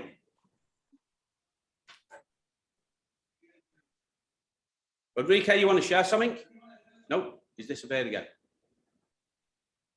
I just see these figures keep popping up. It's good. Keep sharing the wealth, guys. Keep thinking about it. Yeah. Because this is good. So let's look at various physical, emotional, and behavioral signs. Yeah. Now, don't forget, mental health, the same as physical health issues, presents signs and symptoms. Okay. So there's triggers in regards to, is this person in mental distress? Is there something that I can help them to support themselves even before they come and talk to me? Yeah. Okay. So as in you okay, Rodrigo? As you do in your day job, yeah, you triage. Okay. You get to a scene, you triage for injury, you triage for patients. The same with mental health, guys. You're looking for history, signs, and symptoms. You're analyzing, okay, the body language, how they present themselves. Okay. Is there a change? Is this a trigger that there's some underlying thing that you can help them support themselves with? Okay. So let's look at mental distress. Could be eating or sleeping too much or too little. Yeah. Feeling low, numb, or having too little energy, or in fact, no energy. Things like having unexplained aches and pains. Okay. Feeling hopeless, or in fact, helpless. Smoking, drinking, or using drugs more than usual. Yeah. Now, I'm a smoker. I don't view it as an addiction, I view it as a habit. My addiction is coffee. And I love coffee, so I don't want to stop coffee. But I know in my mind, to wean me off the habit of smoking, I've got to give up coffee. And I'm just not at that stage. I love the taste, I love the smell, I love to embrace it. I drink alcohol, but I prefer to drink coffee because that, for me, makes me feel good in the morning. I start to get a headache, unexplained aches and pains, if I don't have a coffee in the morning. Okay. So is that an emotional or behavioral sign that sometimes I'm struggling with mental health? Feeling unusually confused, forgetful, angry, worried, or scared. Okay. That could be long COVID, or it could be that you're overloaded, you're starting to fracture, you're starting to come undone. These are all triggers, emotional, physical, and behavioral signs that you can analyze within yourself and within others, guys. Because don't forget, any type of resilience starts with self.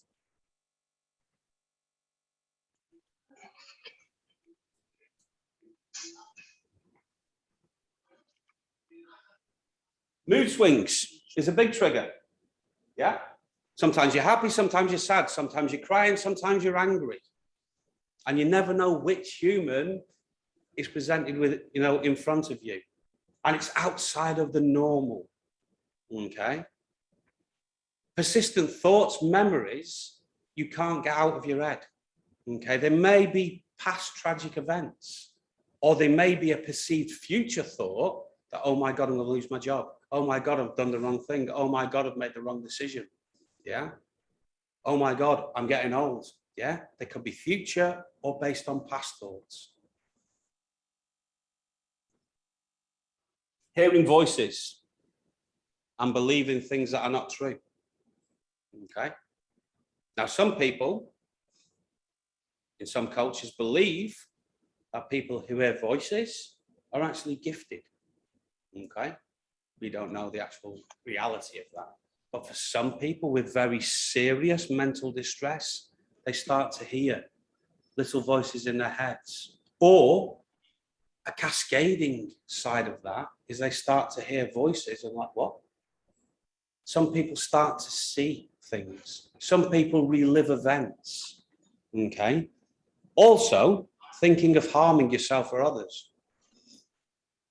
Now, based on those bullet points, have you, and you do not need to share, okay, but if you feel like sharing, then share.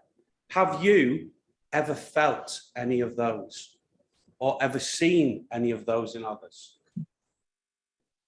What do you think?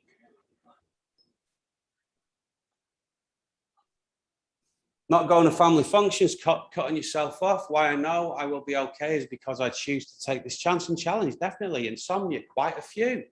Me too, Rodrigue. Yeah, me too. Okay. Not all of them, but some of them. I don't use drugs, don't like it. But I do drink sometimes to socialize. Sometimes a little bit too much, as is normal for ex-veterans. I do smoke. Sometimes more than others. Insomnia, yes. Okay. And we're all normal people. And this is relating back to stigma. It's not a bad thing to feel like this. Yeah. Because it helps us to analyze why, to look at the root cause of mental health, to improve our internal resilience. Okay, insomnia sometimes. Good, guys.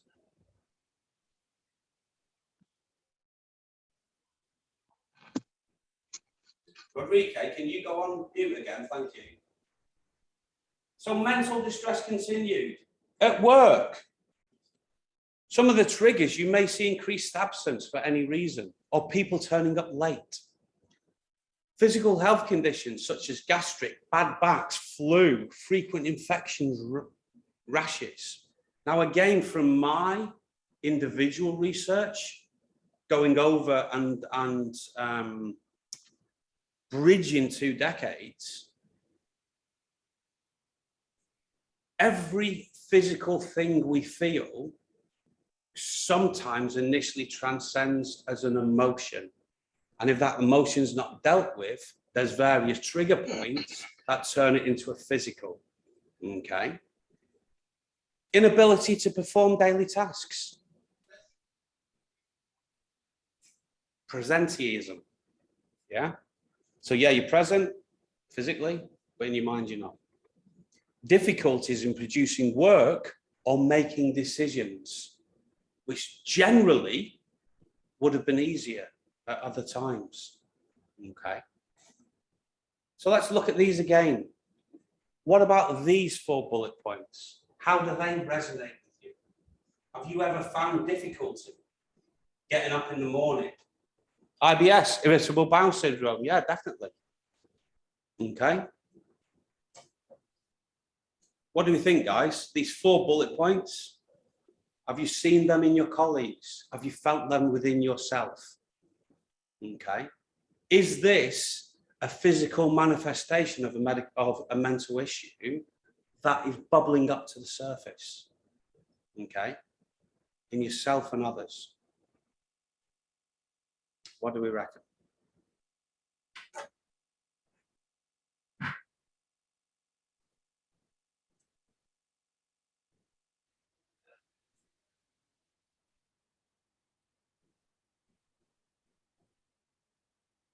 Yeah, change, gastro, definitely.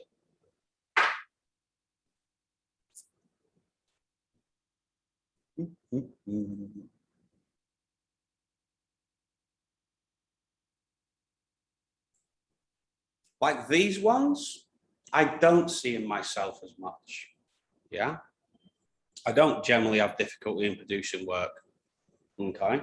Sometimes I actually work too hard and I start to burn myself out because I try to be super, super motivated. Excuse me.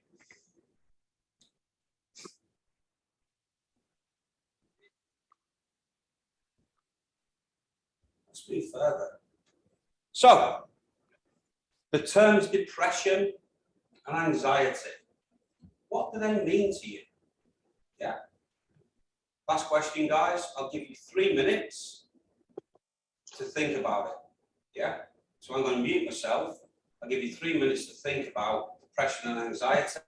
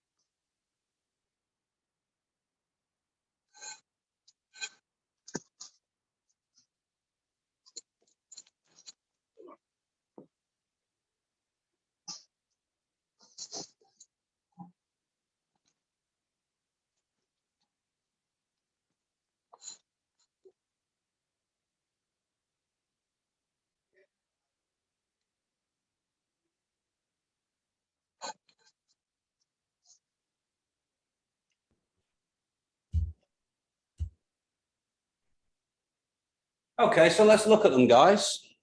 Depression and anxiety is how you handle yourself with tough situations and resolve the problem with a positive outcome. Take it day by day and grow out of that cycle, possibly. Anxiety feels less serious as depression because you might be anxious about an exam, but when you pass the exam, it resonates into elation, for want of a better word. Nice one, Red One. What does everybody else think? Let's see what I missed.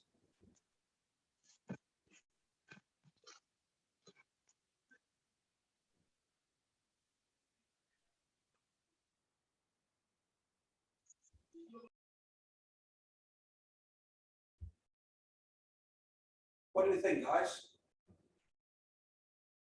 Okay, we've had some good information from LaSalle and Red One, or Red One.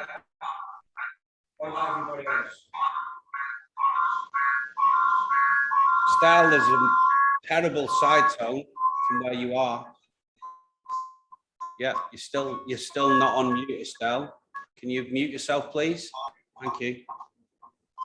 Estelle, there's a terrible side tone. I've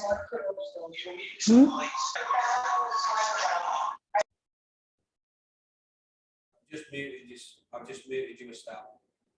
Thank you. Okay. So let's look at it. Yeah. Depression and anxiety. Depression ranges from lasting feelings of sadness and hopelessness to losing interest in the things you used to enjoy and feeling tearful or in fact anxious. Okay. People suffering from depression lack motivation and self-esteem or have feelings such as guilt. Yeah. Now that guilt can build and build and build and build. Depression is fairly common, however, affecting about 1 in 10 people at some point during their life, guys. Okay, so there's 10 people on this Zoom. Okay, so that key point, and again, I'm not forcing you to share, guys, but if you want to share, because in my opinion, sharing's caring, have you suffered from depression at any stage in your life, even mildly? Have you felt like you're not interested anymore? Have you ever felt tearful or anxious within your life?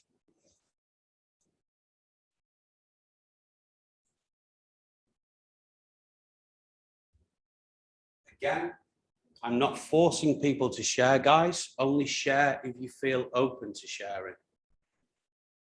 Okay? The biggest support structure is being a good listener, asking pertinent questions as I'm asking questions now, getting a broader understanding of my audience, okay? But also critically analyzing any potential trigger points that we can deal with here.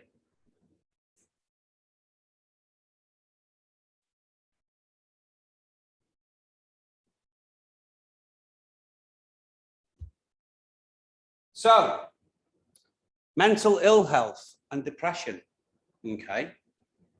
Looks like, or can look like, physical symptoms can include tiredness, or in fact sleeping badly, or having a full night's sleep and still waking up tired, yeah? Having no appetite, or in fact being turned off sex, and having various aches and pains for no apparent reason. It can look like that. It doesn't accurately look like that. It can feel like continuous low mood, sadness, feeling hopeless and helpless, having low self-esteem, feeling tearful, feeling guilt-ridden, feeling irritable and intolerant of others, and having no motivation or interest in things. Okay? I'm going to hold my hand up, guys. Sometimes I feel like that. But for me, crying is a fantastic release of negative energy. Okay? So for me, when I teach various other things, I promote crying. Okay? If you hold back the tears, you're just further increasing the risk. Okay? So never be afraid to cry. All right? Either alone or with friends. Also, laughing is a fantastic release. Okay? But in the right moments.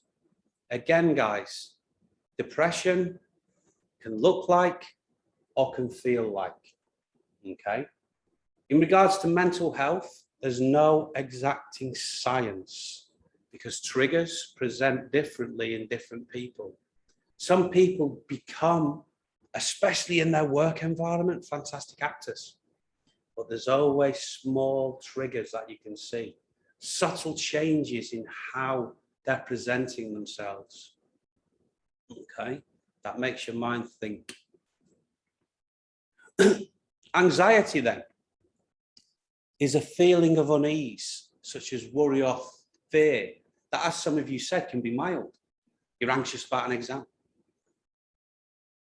When you pass the exam, you're elated, and that anxiety is gone. Or can be severe. Okay.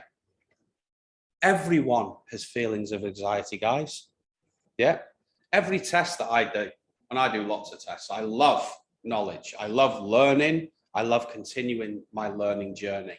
Yeah. So at various points in my life, I get super anxious. It's perfectly normal to worry about stressful incidents in life. However, some people find it very hard to control their worries, and they are more often and more prolonged, which can massively negatively impact different areas of their life. Okay, key point.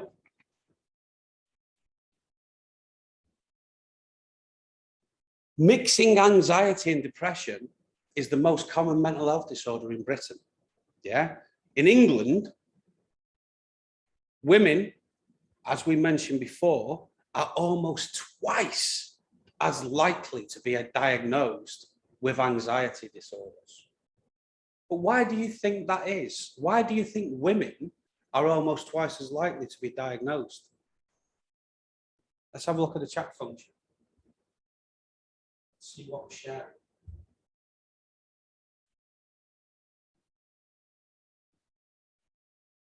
Having a coffee with a good friend and just talking with someone you're comfortable with, spending time with kids are amazing. I agree.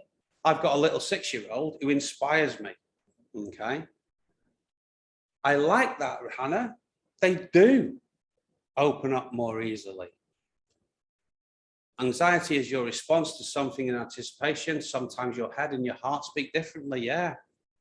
But what I like, Lisselle, and this is to Estelle as well, is I try to lead with my feelings. Okay, sometimes my head makes me make all the wrong decisions. So I try to feel, is it the right opportunity? And when I allow my feelings to actually present and overrule my head, I kind of guide myself right. Depression is when you're at a loss for options and you feel hopeless. Yeah. Okay. I'd say so. Yeah. 100%. Okay. But again, it could be mild or it could be severe. This is good information, guys. Keep sharing.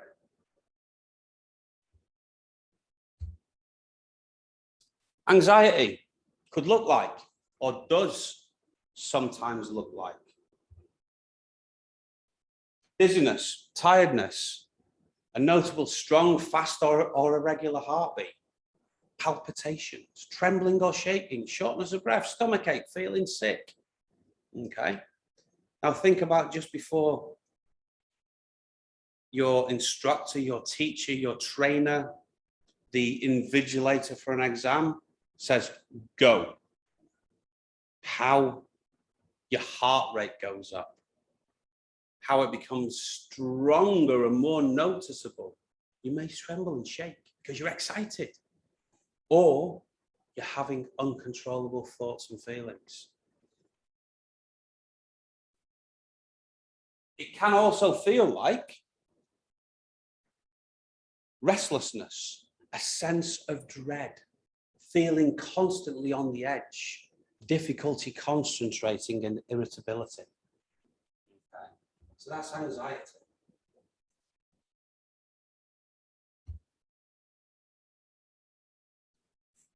Ridwan shared something, that's good, because as a female, I'm more openly speaking about it and people think they're weak and say, no, you're just being weak. Yeah, or she's crazy. Or is it that time of the month again? Yeah, I agree. Where females are actually mentally stronger than us as men, as they deal with a lot more, and they're amazing. I wouldn't completely disagree with that. I'm just going to let Estelle back into the room.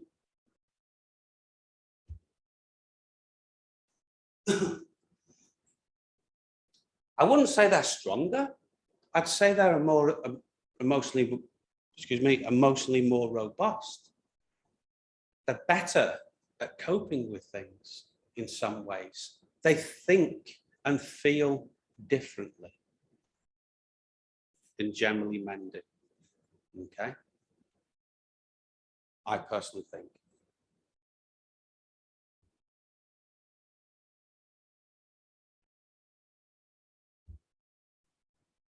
So, short video, guys, in regards to anxiety. Today with two very good friends of mine who I also work with. I've got Anarchy and Lauren Appleby. And we're here to talk about some of the mental illnesses which anybody can struggle or suffer with any point in time. So I myself have been twice diagnosed with anxiety. Anna, you had depression? Yeah. And Lauren, you've got two daughters, one of whom has already been diagnosed with anxiety. Yeah, Andy was diagnosed when she was 6. Yeah, okay. So what I wanted to explore with you first is this whole idea of a continuum. So we have this idea that we are, we can be thriving, we can be struggling, we can be injured, ill, we can be really ill. Anna, how did you know that you were actually ill, that you were suffering from depression, as opposed to being sick? First time round, because it has reoccurred. I think it was quite hard, just didn't know how to get out of it. Waking up in the morning and not really knowing how I was going to get through the day. I was living in Australia on my own. So it just got to the point where I just couldn't see a way out, and not feeling like I wanted to be with anyone in uni or be with anyone, not making myself like mental health home. So actually, I think I was okay. I could deal with talking about it. So it's easy to self-medicate, go out drinking every night, look for escapism from how I was feeling. But rather than, I've had times where I've just not been happy on the before. So I had challenges in my career, challenges at home, but this just felt very, very different, very all-consuming, like a place that I call it fog. I refer to it as fog. Like my thoughts aren't clear, I can't concentrate, and I just a breaking point. Emily, how did you discover that she had the issue? It was really strange. Emily has always been far too inquisitive, probably too intelligent for her own good in some ways, and has shown levels of empathy so far beyond her years, and I think that's all against her. So whereas you might think that's great that Chelsea's being empathetic, she takes on the world of worries, has done since she was maybe about 3, and so since she was really young, she's taken on all of these worries. And to begin with, I thought she's just a warrior. And then it started to get worse. And then as she got older, she started to realise that people die. There's bad things happening in the world. Even some adults who all see do bad things. And the more she saw bad things happen, the more aware she was that the world wasn't always perfect. And then she started to get this sort of really catastrophizing every situation. So Was that Grenfell Towers that said yeah, that? Grenfell Towers was the worst thing. She saw maybe 10 seconds of TV and we had about 3 months of nightmares, sleepless nights, and she started to have really physical reactions to her. She's having tics, with her facial tics, it was actually at that point that I took it to adopt. The amount of impact her anxiety was having in her life at such a young age. They were willing to give a diagnosis and say, right, we need to look at child mental health services and look at things in CBT, behavior therapy, but almost more for us as parents rather than for her as a child, because she was so young. So essentially, it's been partly through child mental health services, but more through, I'd say, my own learning. I've just read as many books as I can possibly find about how to talk in an age-appropriate way to a now 7-year-old about managing worries. And we're getting there, definitely. I can see a massive improved difference. Oh my God, I've heard so much about myself in this process, about things that happened in my formative years, things like bullying and how they've impacted me. I've learned about the relationships I have with my parents and how I actually helped them make stronger. So it's interesting to see it's more about you providing that therapy. But I've also learned that actually looking after your mental health is as, if not more important than health. I have techniques, things that I use CBT models to rationalize my rational. I use mindfulness for that, especially when I get to those points. But sometimes it's simple things like taking 20 minutes to walk, like go for a walk and have a coffee. I think the biggest thing I've learned is that you've got to talk about it in a way that it's not happening to other people, it's happening to everyone. I feel so much more confident now in dealing with the situation. I think that we all need to get more confident in talking to children about mental health, whether your child suffers with mental ill health or not. We've just got to get those words out there. So my children are 5 and 7, they know what mental health is. They talk about being happy, they talk about being strong in your head, and they get that. And I think that we know that so many children, teenagers, adolescents being diagnosed with mental health, self-harming, are taking their own lives. And I just think that actually we should all be starting a conversation with children as young as possible, because I feel like talking about worries with a 7-year-old may mean I'm not talking about depression with a 14-year-old.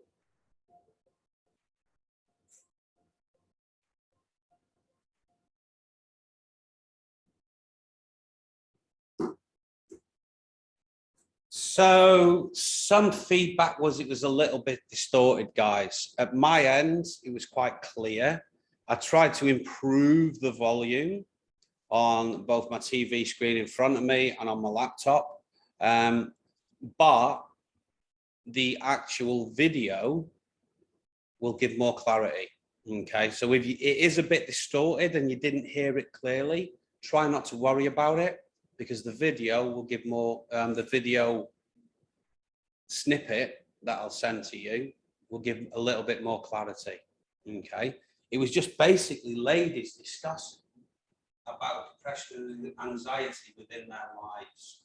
One of the things they mentioned was a very unfortunate incident that happened a number of years ago, but is still being investigated in London, almost in the centre of London, and that was the Grenfell Tower tragedy.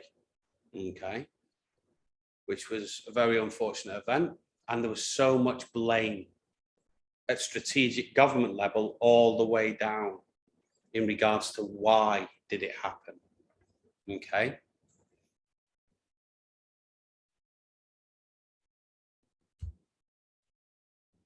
So, what do you think are the most common types of anxiety disorder?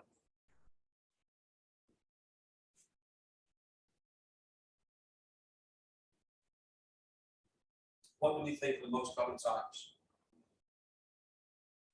of anxiety disorder?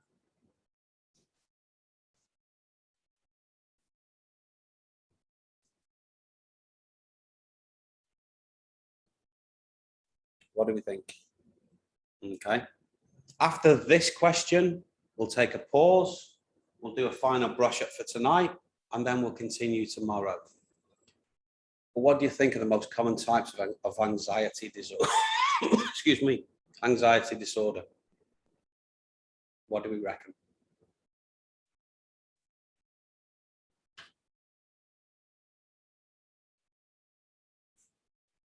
PSSD? PTSD? We've got various people saying PTSD. What do other people think, apart from PTSD? Yeah, post-traumatic stress disorder. In the old days, in the First and Second World War, they used to call it shell shock. Let's have a look. Social phobia is nice. Let's have a look. General anxiety disorder, GAD, is a long-term condition that causes you to feel anxious about a wide range of different situations and issues rather than one specific event. Okay, so they could be small individual issues that if just one of them was presented to you, you deal with it. But when they're bunched together, small things create a medium thing, create a large thing, create a catastrophic thing. Okay, so generalized anxiety disorder. PTSD, as some of you quite rightly said, post-traumatic stress disorder is actually an anxiety disorder caused by stressful, frightening, or distressing events that you were either part of or witnessed. Okay. Panic disorder, panic attacks, where people start to hyperventilate. Okay. Yeah. So other types of anxiety disorder, acute stress disorder, yeah? And that could be the weeks or months after a traumatic event, sometimes years. You start to develop an anxiety disorder called acute stress disorder.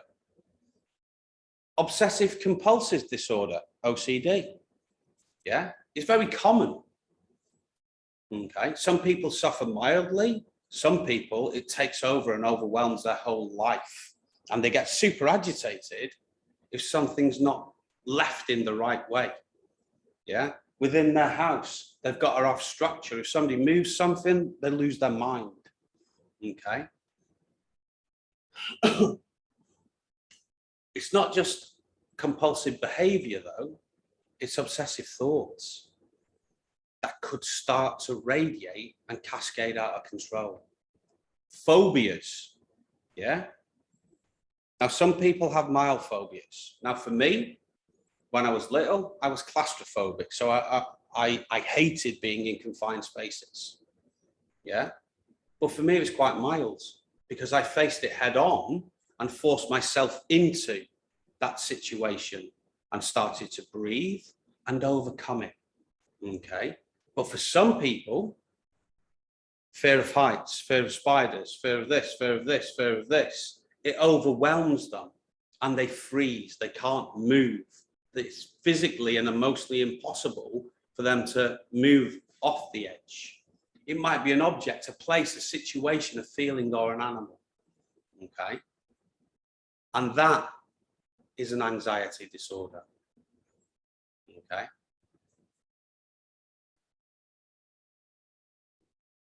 Bit more chat, let's have a look.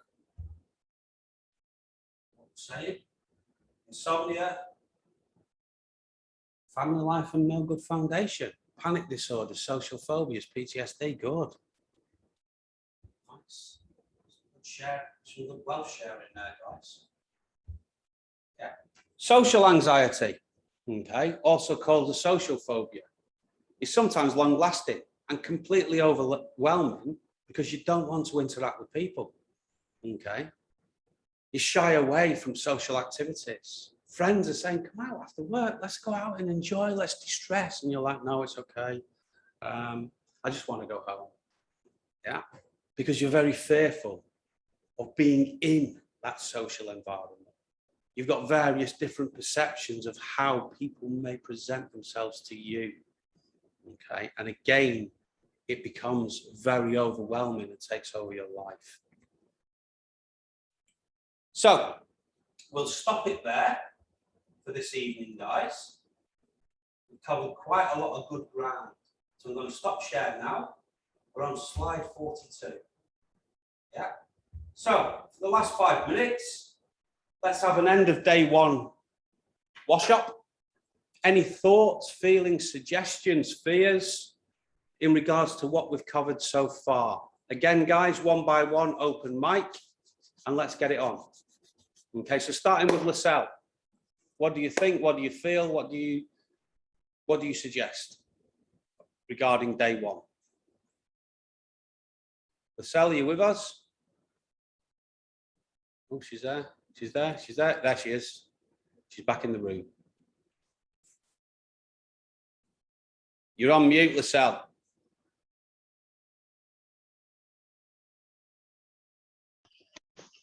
There we go. So the end of day one. Okay, well, Steve, it was a very good session, and I appreciate the UAE laws that you shared, because partly, we are working with patients, we are working with real people, and we are working with real laws. So at the end of the day, the program went for me with regards to how the UAE operates and what is the mental health in the UAE. And I want to thank you for sharing that with us today. Okay, thank you so much. Ridwan, you go next, my friend. Hi there. And I just want to say thank you very much for this.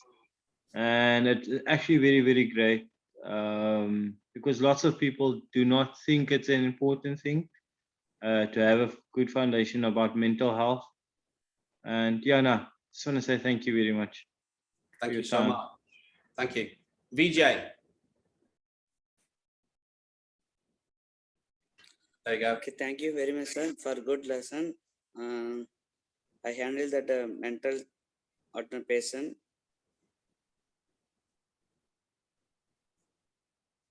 Fabulous. Thank you so much.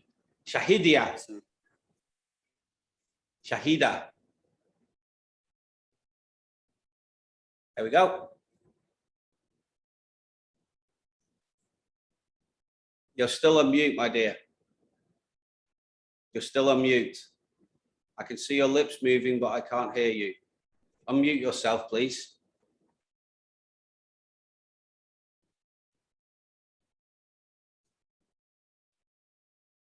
Press the mute button. There we go. Yes, sir. What do you think? End of session one. Yeah, it's a good session. It helps to improve us to how to behave in stress time, because we have far from our family. So I have learned from this. Thank you so much. Thanks. Rihanna. Hi, thank you, Steve. Very, very informative. Thank you. Dinesh. Hi. Very useful information given. When I patient attended, you now confident in mental illness patients. Very useful. Thank you. Fabulous. Thank you so much. Rodrigue. Hi. Rodrigue. Hi.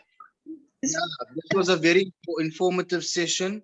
I learned such a lot in such a short time already about our personal. We were just reminded again once about how important personal health and wellness is, and just brushing up of a few other things as well that we generally do know, but we're just reminded of the importance of these things that we do in our daily lives. Definitely. Definitely. Now, don't forget, guys. Yes, Lascelles. It's Estelle. Say again. Stephen. It's Estelle. Yes. Estelle? I'm using Liesel's phone. Okay, cool. So Estelle. Okay, so this session was good because I think not enough attention is given to mental health, and especially for the young people. You know, I've been working for 40 years. I've learned to condition myself, and I've learned to find ways to deal with what I have to do. Look, I don't have parents anymore to go to. So I'm a parent. So I always want to be, if my mental, physical, and emotional health is good, then my son can come to me and the other young people can come to me. But it's nice to catch up and to hear the younger people's versions of how they see things. So thanks for that. Fantastic, thank you. Dinesh, not Dinesh, with your mask on. It's been good to know about the mental health, and thanks for your time. We learned a lot. Thank you for the valuable class. Thank you so much. Guys, this is only session 1. Same time tomorrow, please. Another 3 hours. Yeah. Is everybody up for session 2? Please, please, please start to read through the literature. Yeah. The way I like to teach, I like to open up a door for you to start to research yourselves, guys. Yeah. I don't enforce my opinion. I present my opinion, but it's more important for you to present yours. Those guys who share a room, go with the best connection, guys. Yeah. Because it was working well, that Lascelles was passing on information from Estelle, maybe Dinesh and his colleague in the same room, use the same screen. Think about social distancing, think about your safety, but think about empowering and supporting each other. It's been a fantastic opportunity for me, guys, yeah, to present this virtually and still achieve a learning outcome, okay? Because for some people, virtual training is very hit and miss, but I try to do it to bring you into my room. Okay, guys, so please stay safe. I'll see you tomorrow for our final session, and then we'll start to look at the assessments. Take care of yourselves and good night. Please remember to sign out. Thank you so much. Big thumbs up. Take care. Good night, guys. Thank you so much. Remember to sign out.